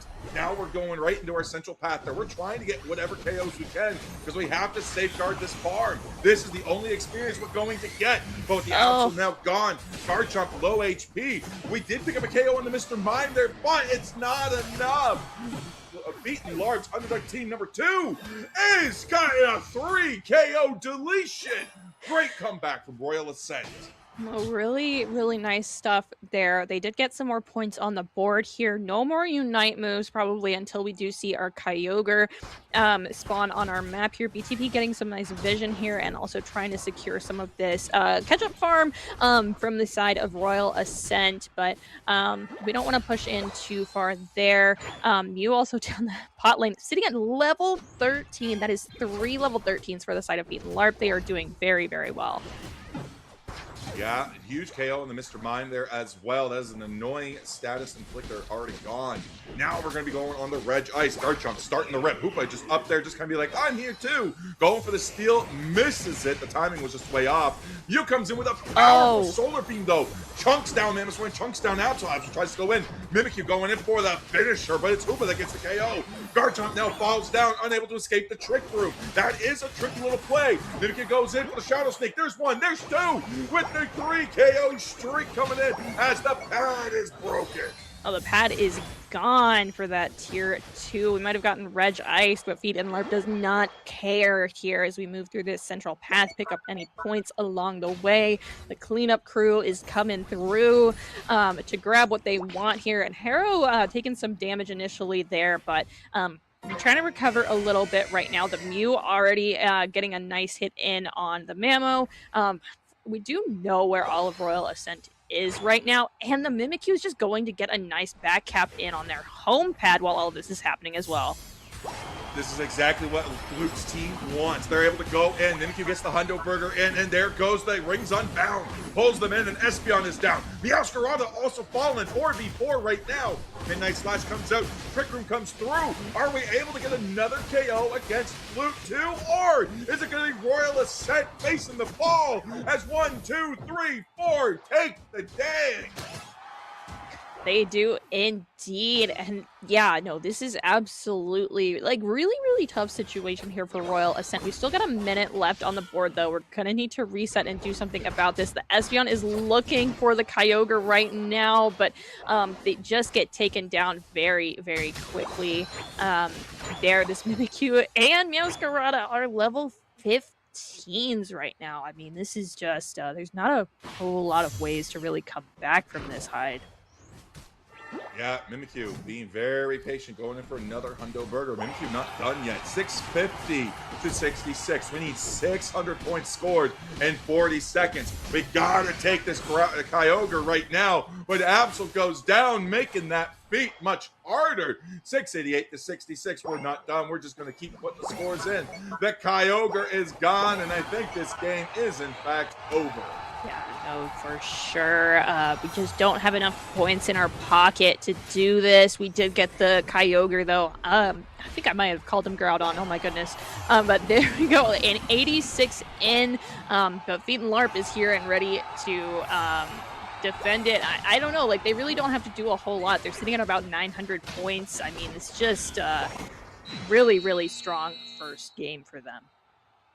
Absolutely. What an awesome performance from Feet and LARP's Underdunk Team Part 2. Royal Ascent had a really good comp, but we called it, Meowry. That Meowscarada, that Mimikyu, you can't underestimate them because they were just that powerful. Able to get into the back lines, able to just wipe out the front lines, and great job from BTP and Watashi as well. Not Watashi 2, just Watashi. Being able to be in those front lines to put out those stuns. I mean, although you can't discount the Mew either. Mew did a lot of great heavy lifting with those E-balls and with those solar beams. Yeah, a lot of those solar beams were just really like the start and just did huge amounts of damage to Royal Ascent there. Curry with the Mimikyu, definitely well-deserved MVP there. I think Royal Ascent just had a really hard time in that early game and being able to get everyone online, so they just had a tougher time with that, and we're going to see what they're able to do in this next game, though. It will be Feet and LARP's Underdunk Team Part 2, like Hyde was been saying. It's all beautifully, by the way, like the whole title just in there every time he says it. It's really amazing. I mean, listen, yes. if you look at the abbreviation too, FLUT, you just call them Flute 2, you know? Sometimes it's a little bit too long to get out on the go, but Flute 2 coming in very strong, taking up game number 1. Royal Ascent got the Kyogre, but just wasn't able to make the connection there. Now, going into game 2, though, is this going to be the game changer? Because Royal Ascent took off so many powerful options. We now no longer have the Eldegoss. We don't have the Mamoswine. We don't have Garchomp, Espeon. So many power picks out of there. We weren't able to get the win, but now we've also denied them and some really key unique picks from Fluke 2. Yeah, no, for sure. Definitely not having the really great secure from like the Espeon. Mamoswine is a fantastic defender too. It's just they just had a tough time getting it online. It really could have made a difference, I think, if they were just able to get more scores in early.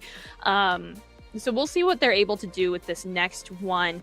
But we did see, expecting we might see some, I don't know. I honestly don't know. They've been playing a lot of stuff that I haven't seen in a while.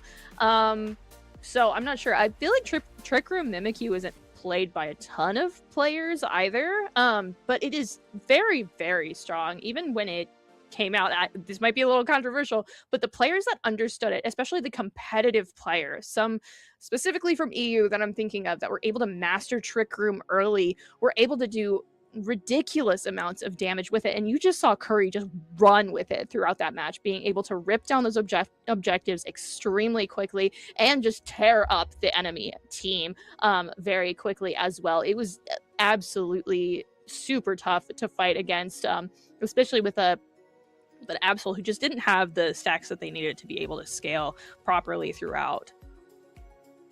Yeah, absolutely. And Feet and LARP's Underdunk Team Part 2, they did a really good job. Not once do you see them leave a pad undefended. So, I mean, we saw a level 4 Gibble going up against a level 7 Meowscarada. That is like almost certain doom. You're almost going back to the Pokemon Center after an engagement like that. I mean, we did see Ascent hold the line fairly well, trying to get whatever experience they can to get that evolution. And eventually they did find it, but they weren't able to get any scores on the board for a very long time. It was a really good way to shut them down, and that's what you want to do when you're trying to steamroll with scores ahead. Like, we just saw that going straight in. And speaking of straight in, we're going straight into game number 2's draft with the Yveltal Umbreon Reshiram ban. Reshiram's already global banned, but we just wanted to make double sure. We just want to make absolutely sure that guy is gone, because he is not a nice guy that we want to see. But we do see Snorlax banned out once again. Definitely makes sense for both sides here. The Umbreon is also banned, both really great defenders here. And Royal Ascent really does not want to see Mega Charizard Y either. But we do have Watashi 1 going ahead and taking that first pick for the side of Feet and LARP's Underdunk team here. We're looking at grabbing the Psyduck for Banana Tailpipe right now, and that is really brutal as well. It was actually banned out that first round. They did not want the other team to be able to take it away for them for the second one, so they were most likely planning on playing this guy, and Harrow is going to be going ahead and grabbing the Trevenant from the side of Feet and LARP's Underdunk team Part 2. Yeah, Leafeon's going to be gone as well, along with the Charizard. Wow, we're not going to see any differences in Royal Ascent. Trevenant, Blissey, nasty combo there. But Curry and Watashi coming in with the Azumarill as well as the Greedent. We are going to be seeing some heavy frontline play. Azumarill probably going to be paired up with that Psyduck. Greedent going to be like, your pets and jungle is mine. Yeah, I definitely feel like Purple Side is definitely playing a lot of mons that are very frustrating to fight against as well, like Mime and Hoopa as a combo, as well as the Mimikyu was, I mean, oh my gosh, it can just be an absolute nightmare to fight against. But we do see Royal Ascent going ahead and grabbing Latios there, as well as Buzzwole. And then we're looking at Talonflame on Purple Side as well. Yeah, great job there. Are we going to see a Decidueye? You know what? I would love that. Listen, if there's one thing Unite players love to do, it is aggro to the Desi as soon as you see it. This could be the game plan. We just hide everybody, let Desi just kind of walk out, and Royal Ascent will have no choice just to be like, it's a Desi. We have to do it. And then, boom, we get them that way. That's the strat. That's the strat. Bait them with a tantalizing Desi, and then we just take them. Yeah, definitely two mons that you don't want to see on your team or on the enemy team during solo queue here. We have Decidueye and Greninja. Pirate King is definitely a really great Gren, though. I know they really enjoy playing that mon, so it'll be interesting to see what they do with it as well. And then the Latios is going to be looking for last hits here to be able to go ahead and get those Aeon stacks, so it is going to want to get those pretty early so it can continuously be relevant throughout the game. And hopefully they're able to do that this time. They weren't able to do that first time, but we'll see what Royal Ascent is able to do with this in just a little bit right now. Yeah, Decidueye has been getting some love tonight. We've been seeing a couple of them. It has been. And based on the items there, I think it's going Spirit Shackle. I know the subpar build. Everyone knows it's Razor Desi these days. Come on, guys. But no bias. Unless it is Razor Desi, I do think that Feet and LARP's Underdunk Team Part 2, you just have to watch out for that Greninja, because that Unite move, that Water Hurricane, going right to them to try to knock them out as early as they can in those fights. Yeah, here we go. Purple team water types up that top lane here. Royal Ascent has the Buzzwole going up top lane. It looks like our Chansey might be going for a bit of a invade. No, just kidding. They actually went back up that top lane. But here we go down bot lane. Harrow and the Latios are facing off against the Greedent Decidueye combo. What a combo down this early lane. Already level 4, already taking berries, already being a nuisance there. You know what? They could just go into that central path there. They wouldn't find anything, but they could. Schwabit, just being an absolute menace onto these front lines for Royal Ascent in that bottom half. Meanwhile, Feet and Larp's Underdunk Team Part 2 is doing really good job with the Rowlet, just trying to get them online, getting a lot of that extra experience, and keeping Royal Ascent distracted with a 2 KO streak in the top. Yeah, no, already looking a little rough here. 51 goes in up this top lane here, as well as the side out getting some little scores in as well. They are looking at getting some of those ball toys from Royal Ascent also. And yeah, I mean, this is definitely really tough down this bot lane here. The Phantom does end up going down, and Decidueye's at their second stage evolution right now as well. I mean, this is definitely looking a little scary. That Latios is going to want to get some KOs and some last hits pretty early, and we are definitely not finding it on this Greedent Decidueye combo. Huge KO for Feet and Larp's Underdunk Team 2. They're looking for the Talonflame, but BTP is already going in. Talonflame, level 8, going on the invade there. Buzzwole still looking for the level 5. Not much of a character yet. They don't have rights on the field yet, and they're still looking for it. They got to get that superpower online, and Ozzy says, let's go. Let's take it down, and huge KO for the Talonflame. Yeah, no, Reggie is getting some nice stuff here, but Royal Ascent decided to go ahead and send for it down here. Frogadier is down this bot lane here, sitting at level 6 right now. We can still do some good damage here if we maintain our distance and everything, but it'll be Harrow starting the engage here on Watashi, getting those hammers in and stunning out that Greedent for just a second, but the Talonflame is down here, and we do get a nice KO on the Latios as well. Good hits on the flies. We're being methodical about it. We miss a fly, that's a 12-second cooldown instead of a 6-second cooldown. We don't want that because that could upset Luke 2's momentum there. But Buzzwole goes in alone and pays for it. There goes the Flame Sweep, diving straight into the Flux Zone.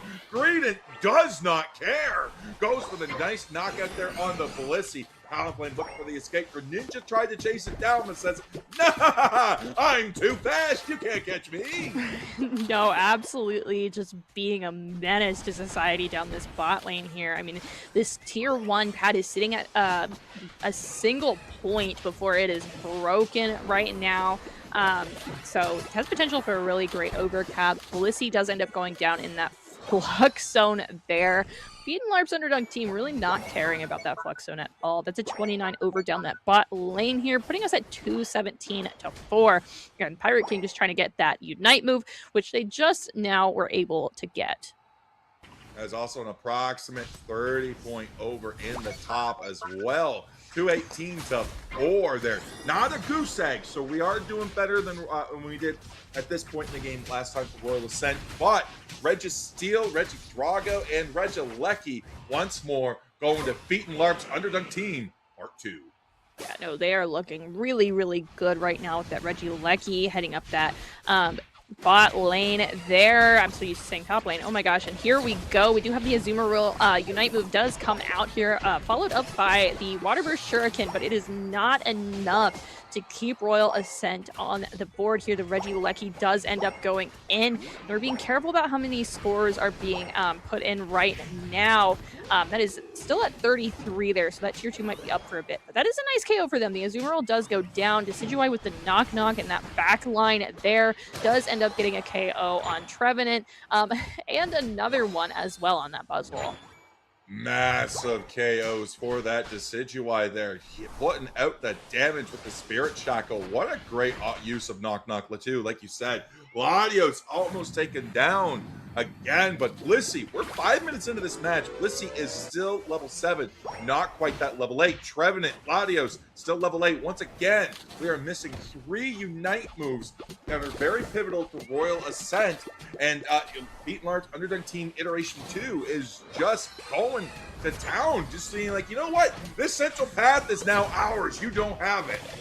Yeah, Azumarill Unite move once again there, and Greedent trying to get away from this angry Buzzwole, and they do just make it, because that's just what a Greedent does. They just run around and they hassle you, and they get away with it a lot. But nice fly in on that Latios as well, sitting at a level 8. No, that is definitely not where we want to be at this point in the match here. We do Woodhammer that Talonflame in this central path right now, but they are just too mobile. They are just so easily able to get away as that Birdmon there.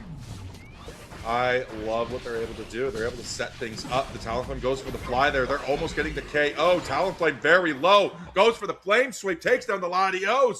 Now they say adios. And now they're going to look to take down the Greninja. That's next. 2 KO streak. Blissey very low. Going for full eggs here. Greeted right on the senses. They're in the 3 KO streak for the Talonflame. Can we make it 4? No, Ozzy said, we're going to put an end to your menace there. I need some KOs too. They do indeed here, as more damage comes out from this Azumarill. A nice 2 KO streak here, and scores go in. The hammers are out, and the Greedent does end up going down, but this Azumarill is just eating everyone up right now. And this Talonflame is at a level 14. Gonna be 15. That's a 4 KO streak for our Azumarill here. They do finally end up going down to our Buzzwole there, but I mean, they took a lot of KOs and sent a lot of Mons back to the Pokemon Center there. Massive XP swing. That Buzzwole just shot up to level 12. That's exactly what Royal Ascent needed. Long cooldown, though, for Feet and Lark's Underdunk Team Iteration 2 or that Talonflame, which is kind of what you want to do at this point of the game there. You've built up a long cooldown timer. If you're going to go down, at least it's not within that 30-second window right before the Groudon, Kyogre, Rayquaza, whoever you decided to bring in. But once again, you know what? WinCon has been activated. That Regieleki is barreling down towards the home pad, and right now Royal Ascent has to think, are they going to make a play similar to the last game where if it goes in, are they just going to go make a beeline for that home pad, or are they just going to just kind of like, you know what, let's mellow it out, let's rip the objective? Yeah, no, for sure. I'm 10 seconds away. The Greedent is in deep, but it's able to do that and get away with it pretty easily there. That was a nice arrow in on Royal Ascent there, hitting 2 team members. And we already got the Buzzwole kind of stunned out just a little bit there. Knock Knock comes out once again. That's huge damage here on Royal Ascent. Right now, 2 KO streak for our Azumarill right now, as well as the Psy coming out here. That is a 4 KO streak. It's just Pirate King and a Dream. And the Dream is got his feet, and Larv's Underdunk team will be ripping and taking down this Kyogre again. It'll be Blissey and Latios who are going to come try to stop it. But the rip is happening, and it's happening pretty quick, and it'll be the Talonflame who ends up securing it. We hesitated just a little bit there, and unfortunately weren't able to get it. Bliss assist from across the map onto the Latios. That is huge to try to save them, but the Talonflame, the Azumarill, and the Greedent are just absolutely too much of a menace. We're caught out behind enemy lines because we only have a very small front line there. Buzzwole doing whatever they can, but I think this game just might be about over, Meowry. Yeah, no, there's really not. This is really heavily in favor of our purple side right now. I mean, we've got 2 level 15s and 3 level 14s versus some much lower level Mons there on the side of Royal Ascent. More KOs are just coming out and coming out. BTP able to get a nice score in there, putting this in almost a 1,000-point game here, and the Knock Knock just unable to do anything about it, just on their home pad. I mean, Watashi 2, why would you do this? But no, yeah, there's not seeming like there's going to be a whole lot we can do. Buzzwole ult onto the Decidueye right now, and yeah, we've got 10 seconds left in this map hide, and there's not a lot that we can do besides brawl it out. It's going to be Feet and Lark Underdunk Team Part 2. Going to be moving on. Going to be winning this set, actually. Royal Ascent going to be taken down in a 2-0 victory there. So great job from both teams, though. We saw some really stellar comps coming out as well, and unfortunately, we just weren't able to execute. And Beaten Arms Underdog Team Part 2 had a really good job. They're like, all right, you want to pick some of the best stuff in the game? Go for it. We're going to play our own style. We're going to play our own game. And it's going to throw off the tempo, throw off your momentum, throw off your psyche. And I think that's exactly what happened. We just saw Flute 2 just go absolutely wild on those goal pads. Not once, but twice. Yeah, we did indeed here. It was definitely super tough throughout. You see Curry, Watashi, and Reggie with almost 100k damage on their sides there. I mean, just absolutely brutal. And really, it was a very, very strong game in favor of Beaten Larp's Underdog Team Part 2. They just did really, really well. Yeah, they are really doing well with these mons. I think a lot of these mons too are just like they're tough to fight against. Like once they start scaling and getting really big, especially like a Zoomeril, Greedent. Oh my gosh, I just hate that for Royal Ascent. Like once they get big, I mean, especially down that bot lane, like oh my gosh, it's just devastating. That Phantom just kept going down and I was like, oh my gosh, this is a nightmare scenario for me personally. But yeah, no, I definitely enjoyed the comp from Royal Ascent both times. It's just Feet and Larp's Underdunk team was consistently throughout these games just able to keep so much control of everything by just snowballing throughout. And they were just way too big at the end to really seem like we could do a whole lot. I mean, that's kind of what you got to do. I mean, if your team has a method of winning that you enjoy, send it. It doesn't matter if it's unconventional. It doesn't matter if it plays to what the standards that other teams are looking at. You know, like if that's the way that you guys win, full send it. I love exactly what Feet and Larp's Underdunk Team Part 2 has been doing. But while we get the next setup matchups ready to go, Miari, we are going to take a quick break. So grab a snack and come on back because we will be right back.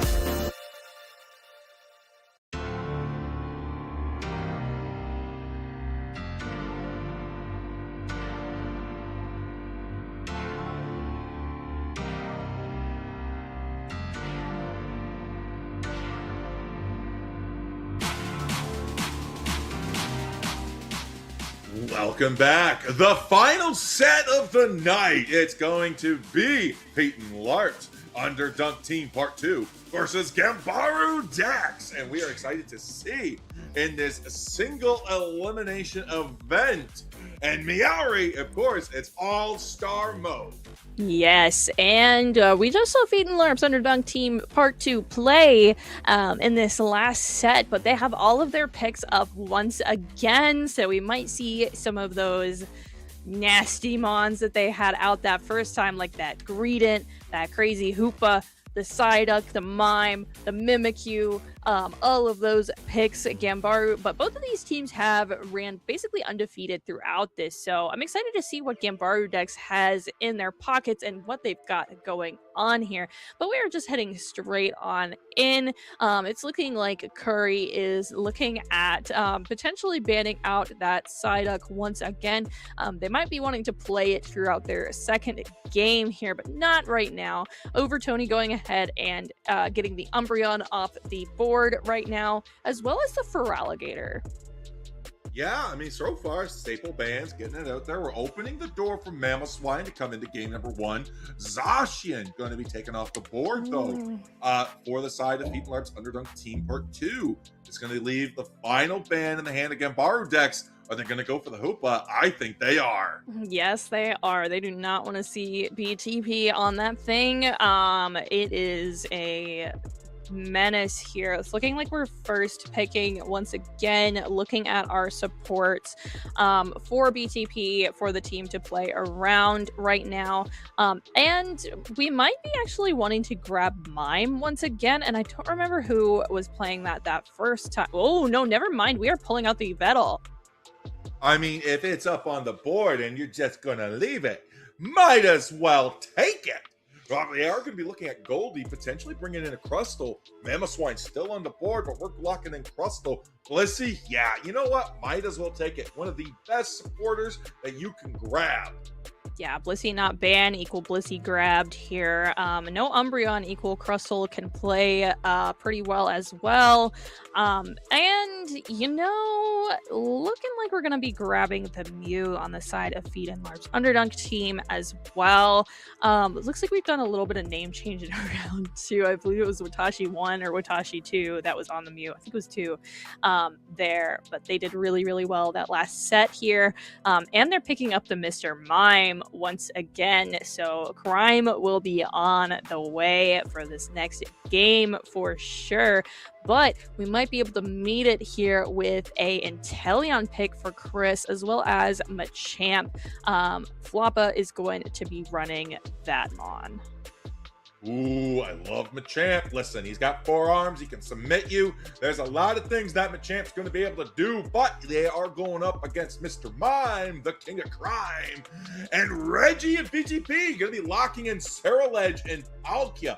Palkia gets that Unite move wickedly fast, and we're seeing double stacks on there, which means we're going to see a very tanky, very surprisingly strong Pokemon potentially out of that Palkia.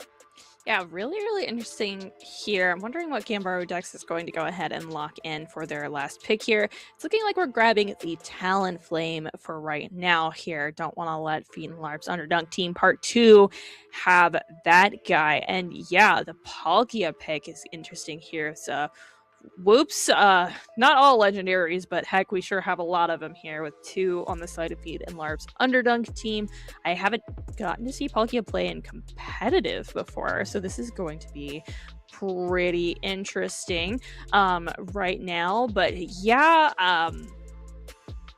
it's gonna be interesting, and it's looking like BTP is actually going to be grabbing the Yveltal.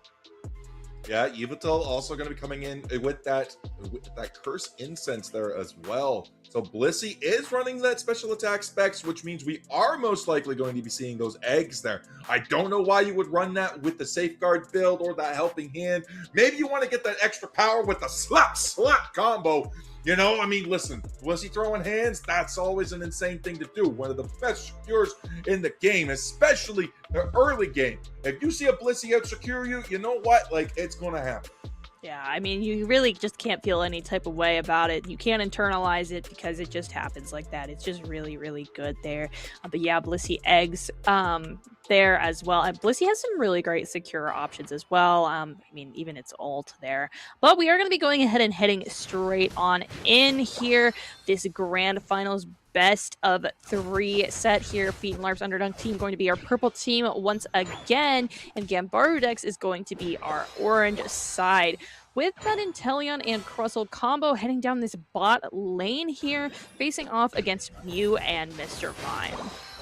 Listen, I know I said Mr. Mime was the king of crime, but it's got to be criminal to send Yveltal and Palkia into the same lane. I don't care who you're up against. That Machop, already gone. Poor little Chansey, not able to do anything. The first scores going to Palkia and Yveltal. Going to be putting them up to 14. That's nice little chunky experience there that's going to be able to get from those scores. But yeah, the KO is what matters the most.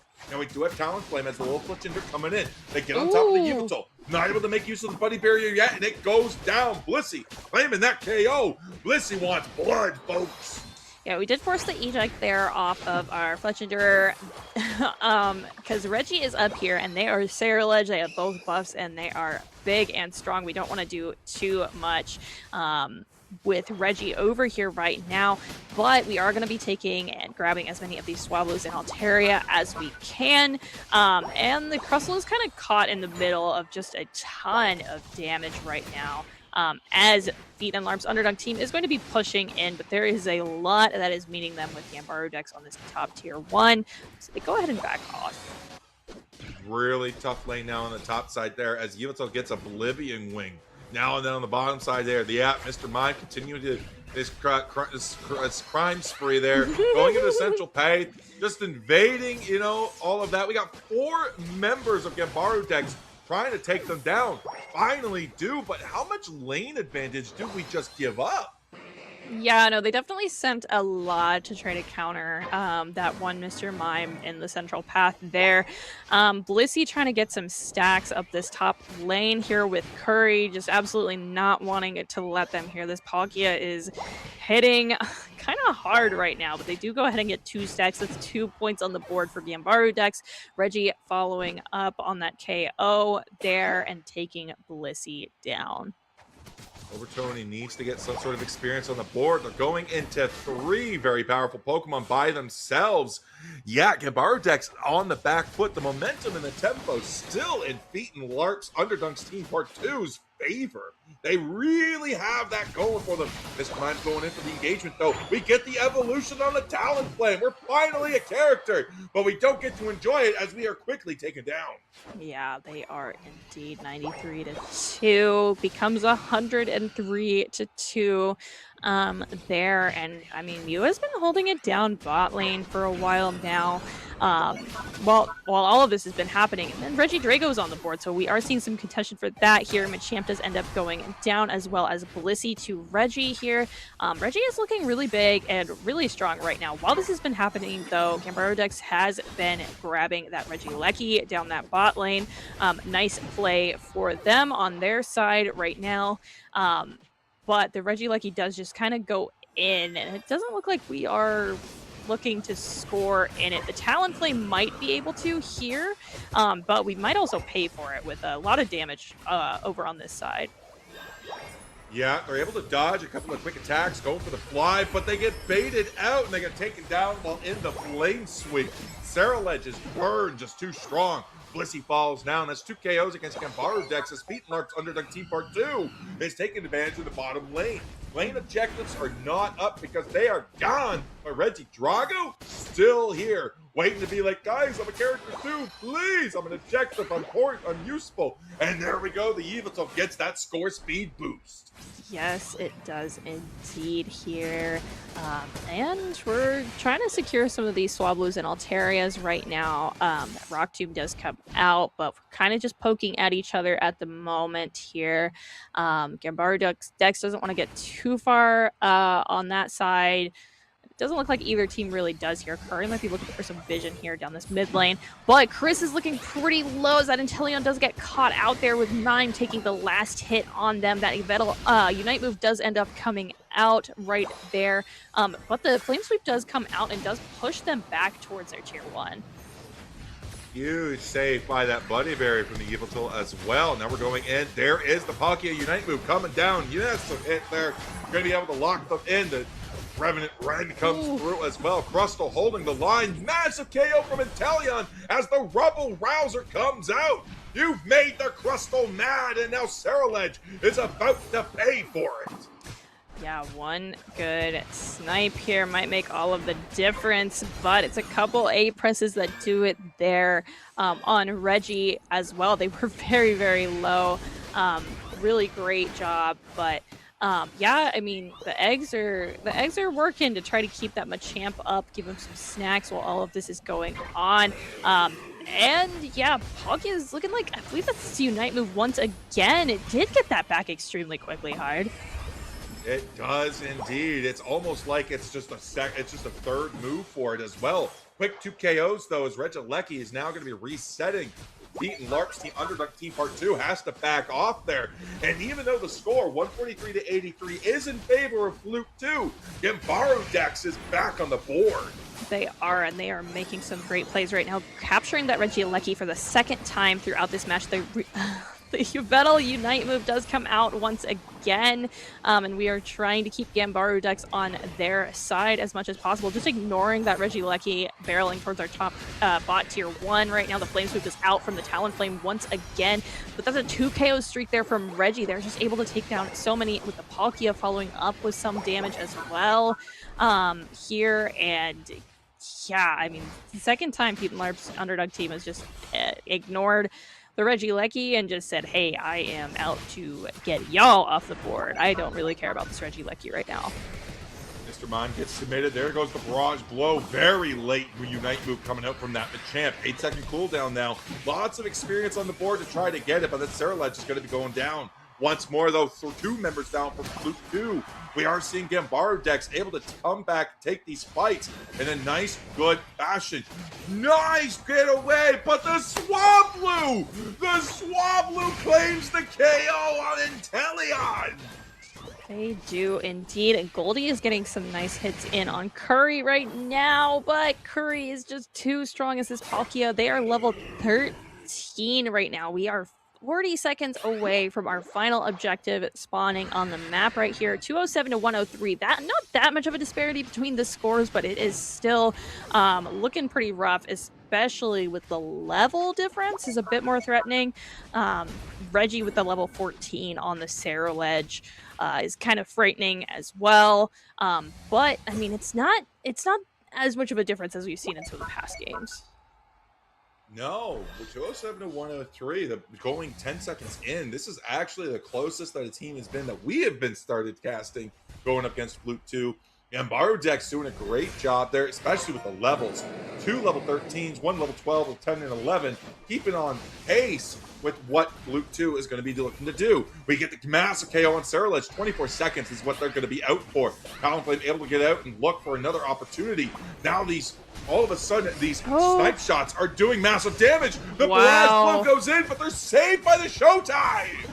They are indeed, and that is 2 members down for the side of Fiend and Larp's Underdog Team Part 2, and that is another. It looks like BTP was just incredibly low there. We've just got Palkia and Mew up on the board. It's a bit risky to go ahead and start this Groudon with the Mew, and Reggie is already back on the board.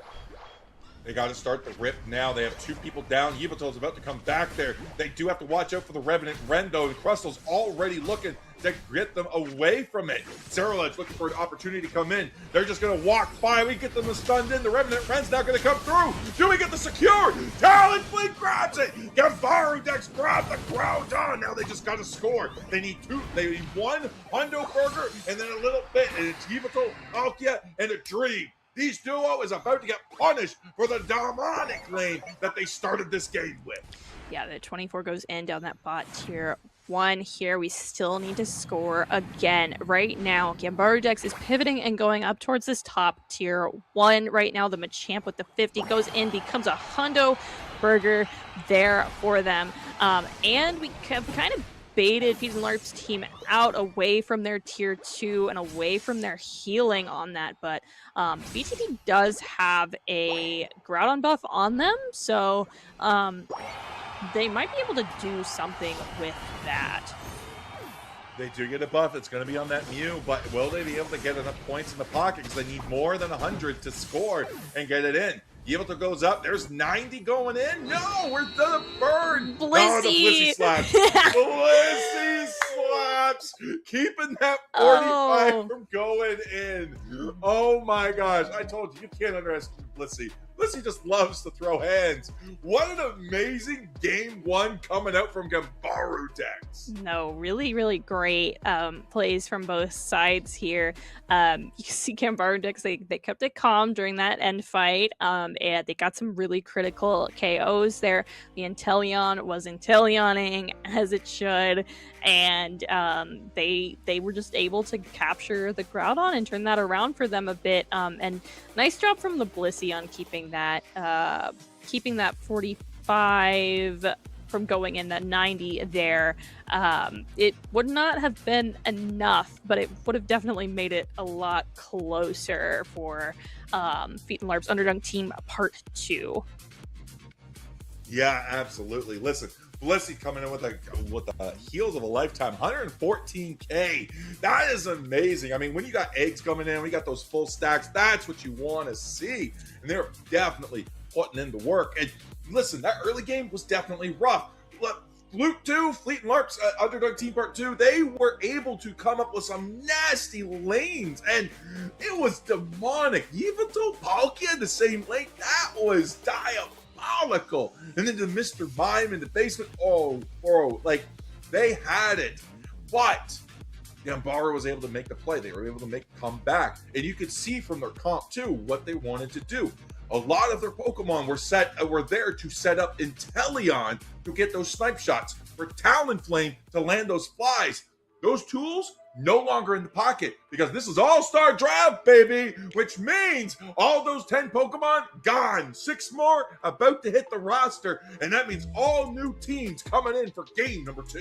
It will be indeed, and Feet and Larp's Underdog team is banning the Psyduck once again, so we might not see it at all during this set right now. Umbreon also going to be banned out right away. Reggie is looking at taking Snorlax off the board there, and yeah, I'm interested to see. The Hoopa is also not escaping the ban slot for Gambaru Dex. They don't want to see that guy, and I don't know, we sat on Phalanx for a minute and it made my brain short circuit a little bit, but yeah, no, Blastoise is going to be knocked out there. Snorlax, Blastoise, Umbreon, and now for Alligator already gone. But for the tank side there, that is going to leave Mamoswine up. Lapras, also very popular pick, still on the board there. Trevenant, that we saw as well. Really good Pokemon there, but looks like Feet and Larp's Underdunk Team Iteration 2 is going to be picking up that Mamoswine in the first slot. You got 5 seconds to prove me a liar. Well, yeah, there they go. There it is. There it is. As they always do. There is Curry playing the Zacian there. Not a lot of surprises. They seem to like the high damage output mons there, like the Mimikyu being able to rip, as well the Palkia was doing tons. Listen, I haven't seen what that thing does, so no idea. I just know Curry was doing a really great job on it there. But Gambaru Dex going for a really strong couple picks here with the Alchemy and the Mamoswine picks right away here. If we can get that Mamoswine up early, we might be able to really do something against Feet and Larp's Underdunk Team Part 2. I'm trying. It's long. I'm trying. Yeah, that's all right. Alcremie has a lot of good potential here with healing. Although they're not running like any specs or anything, that they are running that rescue hood, though recently did get buffed, so, and a few patches ago, which means that it's a lot more viable now. I'd love to see it. Eldegoss running the same thing there. paired with the Mammoth Swine, paired with the like against the Espeon there. I'm really hoping we see some razzle and dazzle. I want to see Decorate, and I want to see Dazzling Gleam coming out here. We're most likely going to be seeing the most broken healing move they've ever put into this game, but that's what I want to see. Yeah, for sure.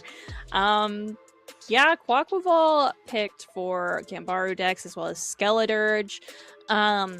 Espeon and Eldegoss for Feet and Larp's Underdunk team, as well as Leafeon and Trevenant. So they'll have some pretty good early game with those two Mons, and Trevenant as well, I believe. So they've been able to get really good early leads, so that might be a little tough for Gambaru decks, especially if they do go for this Gyarados. Nope, just kidding. We do grab Zoroark there. Recently buffed Zoroark. But they have some really great early game on the side of Feet and Larp's Underdunk team, so Gambaru decks is going to want to make sure that they are meeting that early on to try to not let them snowball, as they have through a lot of their games that we've seen previously.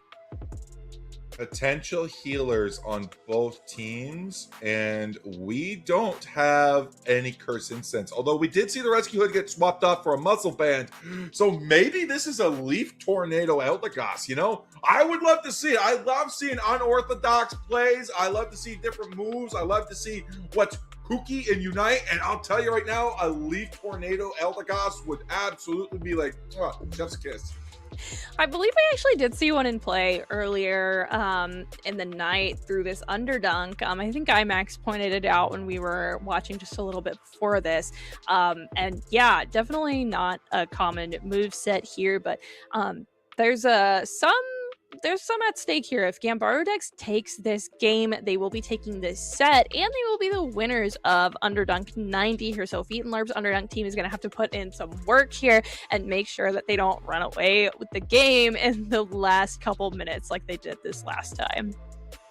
Yeah, Feet and Larp's Underdunk Team Part 2 is not in the match point position. That is going to go to Gambaru Dex, but they are going to be your purple team.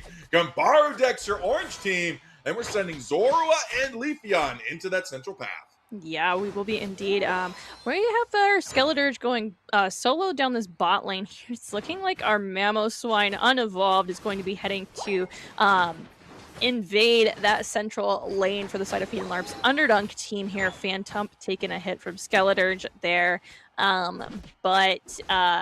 Yeah, it's going to be interesting if they're able to do anything with that. No, Goldie is not able to out-secure Reggie on their buffs at all, but that is some nice pressure there as well. Reggie is going to be heading up top pretty early, it looks like, for that gank, though, and going to probably try to be punishing some of this. We get the opening and we get a quick stun there, but we have to use an aerial ace dash already. Zoroark now on cooldown, chasing an Espeon, forces them out. Espeon now looping around, coming back to the top. We're 5 seconds away from the 850 birds. It's going to be a 4v4 fight here. Zoroark's already going for the combo, cleans him up before Fluke 2 can do anything about it. Yeah, Reggie looking pretty low. They do have to back off there, and the Zoroark is grabbing these middle Natus. They're getting some nice XP on their side. Over Tony also grabbing this blue buff from Feet and Larp's Underdog team there. That is really great experience, but it's looking like Reggie's going to match it. They're going to go ahead and take the blue buff on the side of Gambaru Dex, so we are just kind of trading those buffs right now, and Over Tony is going ahead and getting some scores in down this bot lane as well. Listen, right now, Feet and Larp's Underdog Team Part 2 is just clearing jungle. They just said, all right, you want to do that? I'll just come through. Leafeon's got their opposing side. Zacian's going to take their own side. And, and we're going to see Zoroark says, thanks for the buffs. I didn't want to come take them, but now I just got to take you, and now they're gone. Double KO streak as we're able to take down. Metal Claw comes out from the Zacian. Zacian's now looking for an opportunity to escape there as Zoroark off cooldown, ready to engage. They are indeed up this top lane here. It's just Zacian facing off against his Alchemy. And Medieval Quaquaval don't know your evolution name, so sorry. There, but Zoroark does end up taking the Regidrago for Gambarudex. This is a much better early game state for Gambarudex than they had in this last game here. But we do see Reggie go ahead and take the Quaquaval down too. So this is definitely looking pretty scary, especially with that Espeon caught out by that Zoroark right there.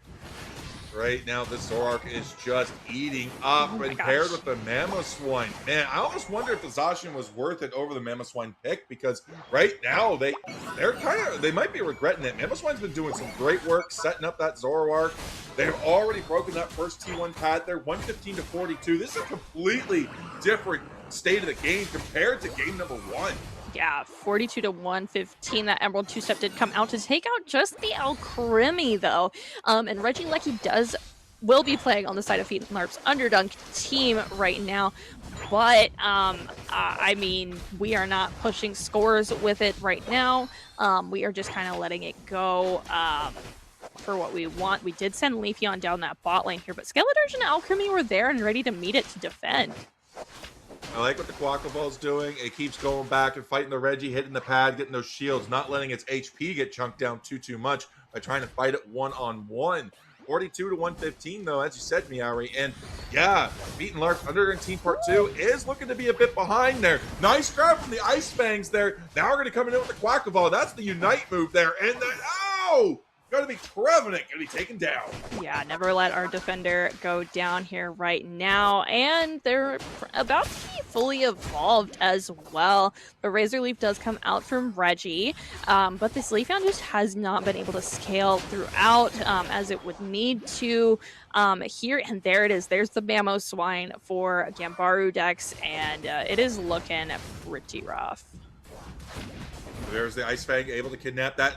Able to kidnap the Zacian, able to pull him down, but we're not able to find the KO. Alcremie coming in with the heals, trying to heal up both the Mamoswine and the Quaquaval, and they absolutely do. The Blue Duck and the Mammoth Pig is absolutely going wild thanks to a little bit of cake. Yeah, they do indeed. And Overtony's already sitting at level 10 right now, but Leafeon and the Espeon on the side of Feet and Larp's Underdog team, well, Zoro's level 11 now, have been keeping pace with that a little bit. We're not seeing too drastic of a level difference on the side of Feet and Larp's Underdog team, so this really anything could happen, but Gambarudex is making really good work, doing really good work right now. This is going to be potentially a 5v3 scenario. It's a 4v3 right now. Regilecky's still up there. Zoroark goes in for the steal. The Midnight Days comes in. We're able to get that in. We're looking for KO, and we take down the Espeon from the Quaquaval. Now we're going to see Curry trying to rip down the Alcremie there. Going to get ripped down themselves. Trevenant and a Dream. Eldegoss and a Dream. Zoroark is gone, but Mamoswine, Quaquaval, and Alcremie are proving to be a very devastating combo. They are indeed. 59 to 196 right now at the 4-minute mark.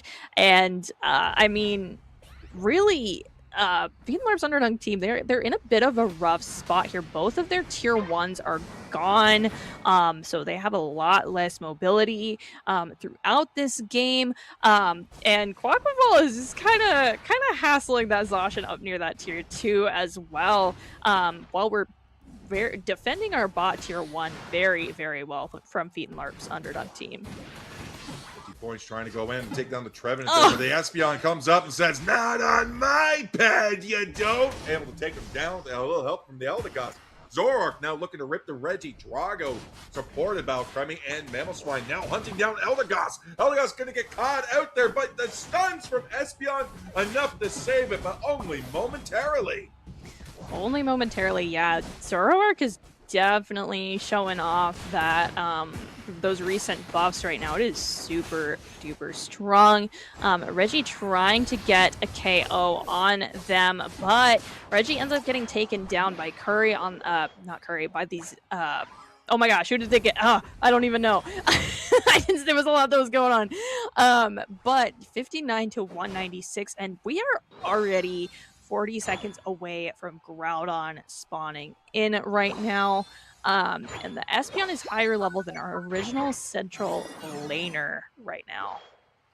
Yeah, level 13 on Espeon, level 13 on Zacian, 13 on Zoroark, and 12s on Leafeon, Skeledirge, and Quaquaval. Levels across the board are actually relatively even. Mamoswine only being one above the rest, but favors now in favor for Luke 2, triple 13s. Reggie Rock is now going to be a buff that they have. There we go. The Trevenant comes in with a huge Forest Red there coming in, and now it is going to be great. They got the extra damage, but Leafeon's going to go in with a huge Emerald 2-step. Going to get taken down, but the Flubbercreen Supreme comes out, heals them back up to full. Groudon has spawned, and the game is now afoot. Now we're going to be looking for an engagement there. We're able to find Curry, suss them out as we get a little bit of taps on Groudon.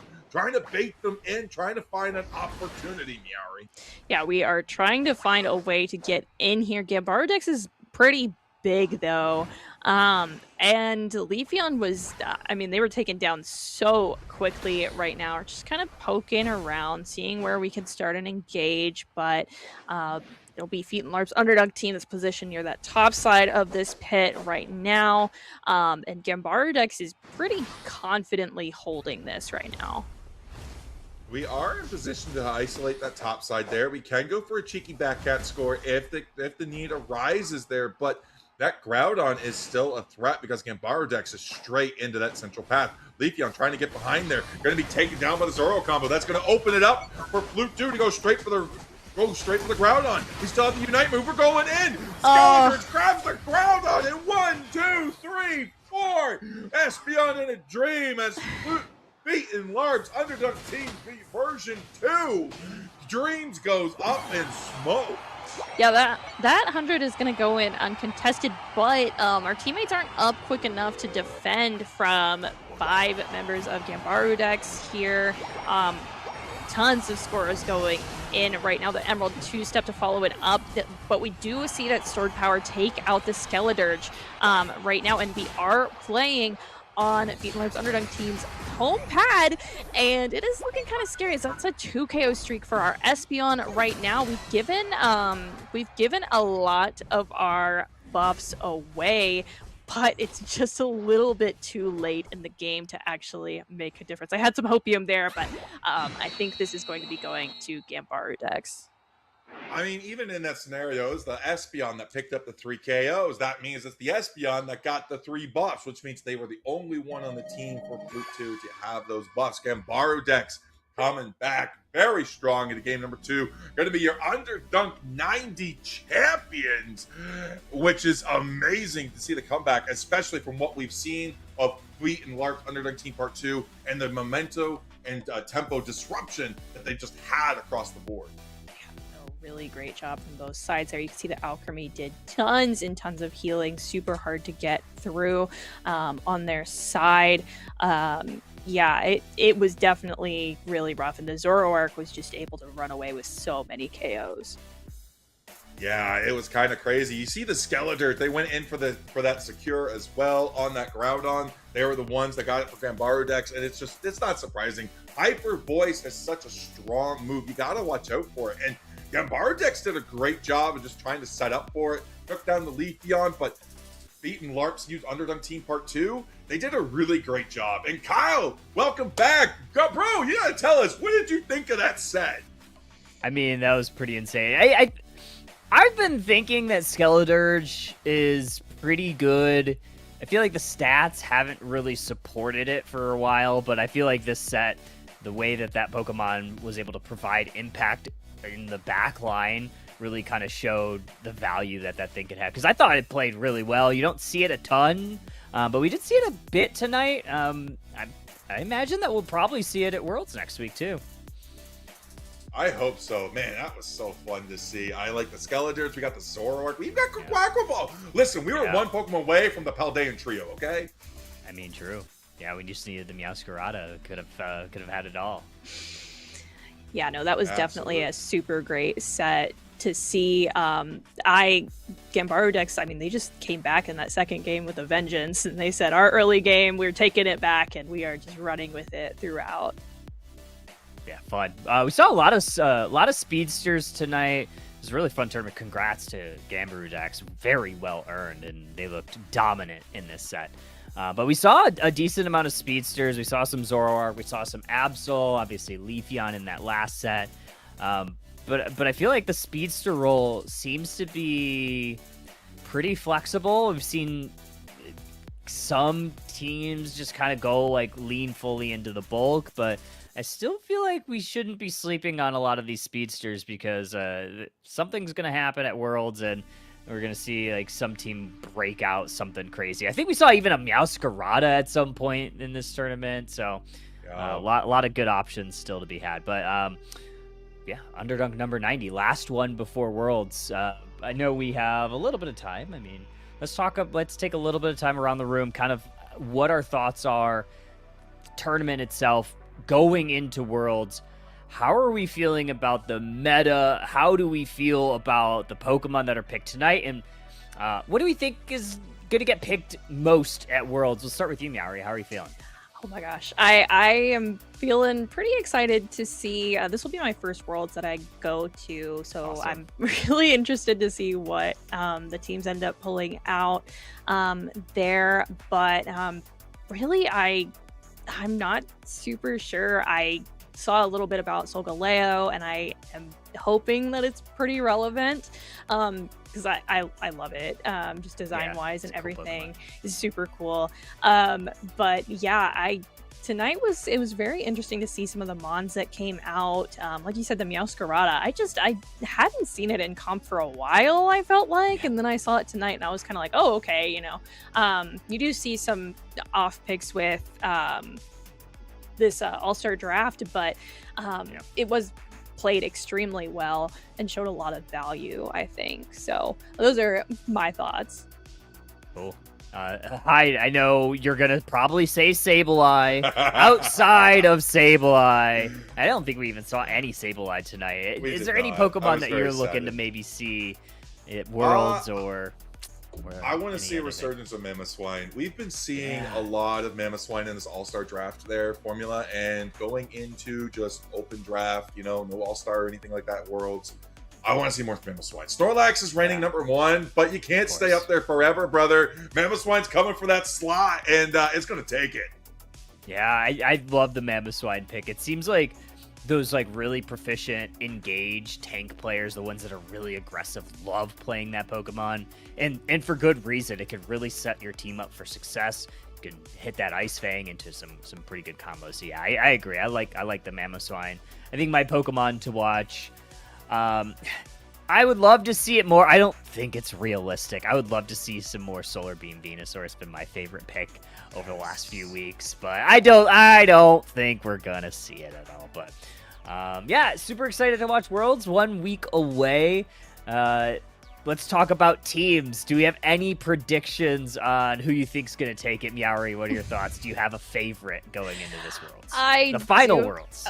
I have some biases for sure. I definitely am a fan of Peps. I am also interested to see how Slash plays. I think he's really great. I liked his interview with Husky Star a lot. I think he's a great guy. But yeah, I'm not super sure. Those are kind of my two that I'm like, yeah, I'll be looking at these players a lot. And yeah, I'm just super excited to see what happens. So we got Deep Cross Gaming and Team Peps. Jonathan Hyde, how about you, buddy? My eyes are on Root Dignitas. They've been dominant in the NA scene, and going into this, like, I honestly, it's like I want them to win. Season 1, they were Gaming Gladiator. Season 2, TTV. They made it, but almost like they didn't quite get to that threshold. So now that they're there, it's right there. They got this. They got it in the bag. The scene is, like, in my opinion, it's in their favor. All they got to do is just make it to that championship Sunday, and I think they got it. I'm rooting so hard for them. I want them to win this. All right, so Hyde's rooting for Root. Yeah. I personally, in ideal scenario, and it could happen, I would love to see the Root Dignitas reject matchup in the grand finals. Obviously, right? We're looking. They're in the same group, if I'm not mistaken. So We're going to get that matchup regardless. But I think it would be cool. Both of them come out of that group, and then have a rematch in the grand finals. I think that would be just cinematic. I think you have a lot of good storylines there. But, I mean, you can't sleep on Japan. They have so many good teams that are coming out of that region. It's just going to be a great tournament. It's going to be the last that we're ever going to see for Pokemon Unite. Probably the last Worlds, right? I mean, there's always that chance that it comes back. It's my copium. But who knows? Yeah. I'm also rooting for Dig. I think they've put in a lot of really good work this season. They've showed up at all of the ICs. I think it's just a matter of time if they put it all together and they have a really strong Worlds. I think this team definitely can go far. But I think that's it for us tonight. Congrats to Gambaru Dex, Underdog number 90. We're going to be taking a quick break for Worlds, and then we'll kind of reconvene and figure out when the next one is post Worlds. Obviously, we have a bunch of people that are going to be there, so hopefully everybody that goes has a fun time. Shivam producing says Kamai for the win. I mean, gotta root for Gotlu. Obviously, gonna root for Gotlu as well. So, should be a fun tournament. I'm really excited to watch and see how it all shakes out. But with that said, that is Underdunk number 90. Make sure to stay tuned for when we will be live next. Hopefully, everybody has a very safe trip if you're attending, and hopefully everybody enjoys if you are watching. I might have a co-stream if I have the availability, so maybe stick around, come over, say hi. But that said, Underdog number 90. We will see you next time. Big shout out to Hyde, Meowry, as well as IMAX for casting with me. Thank you big time for Mikey and Lordy on the TO desk behind the scenes, as well as Bina on the camera, and Shivam for producing today. And obviously, thank you for all the players for showing up, showing out. And we will see you for Underdog 91 probably in a couple weeks. Until then, trainers, we'll see you next time. Bye.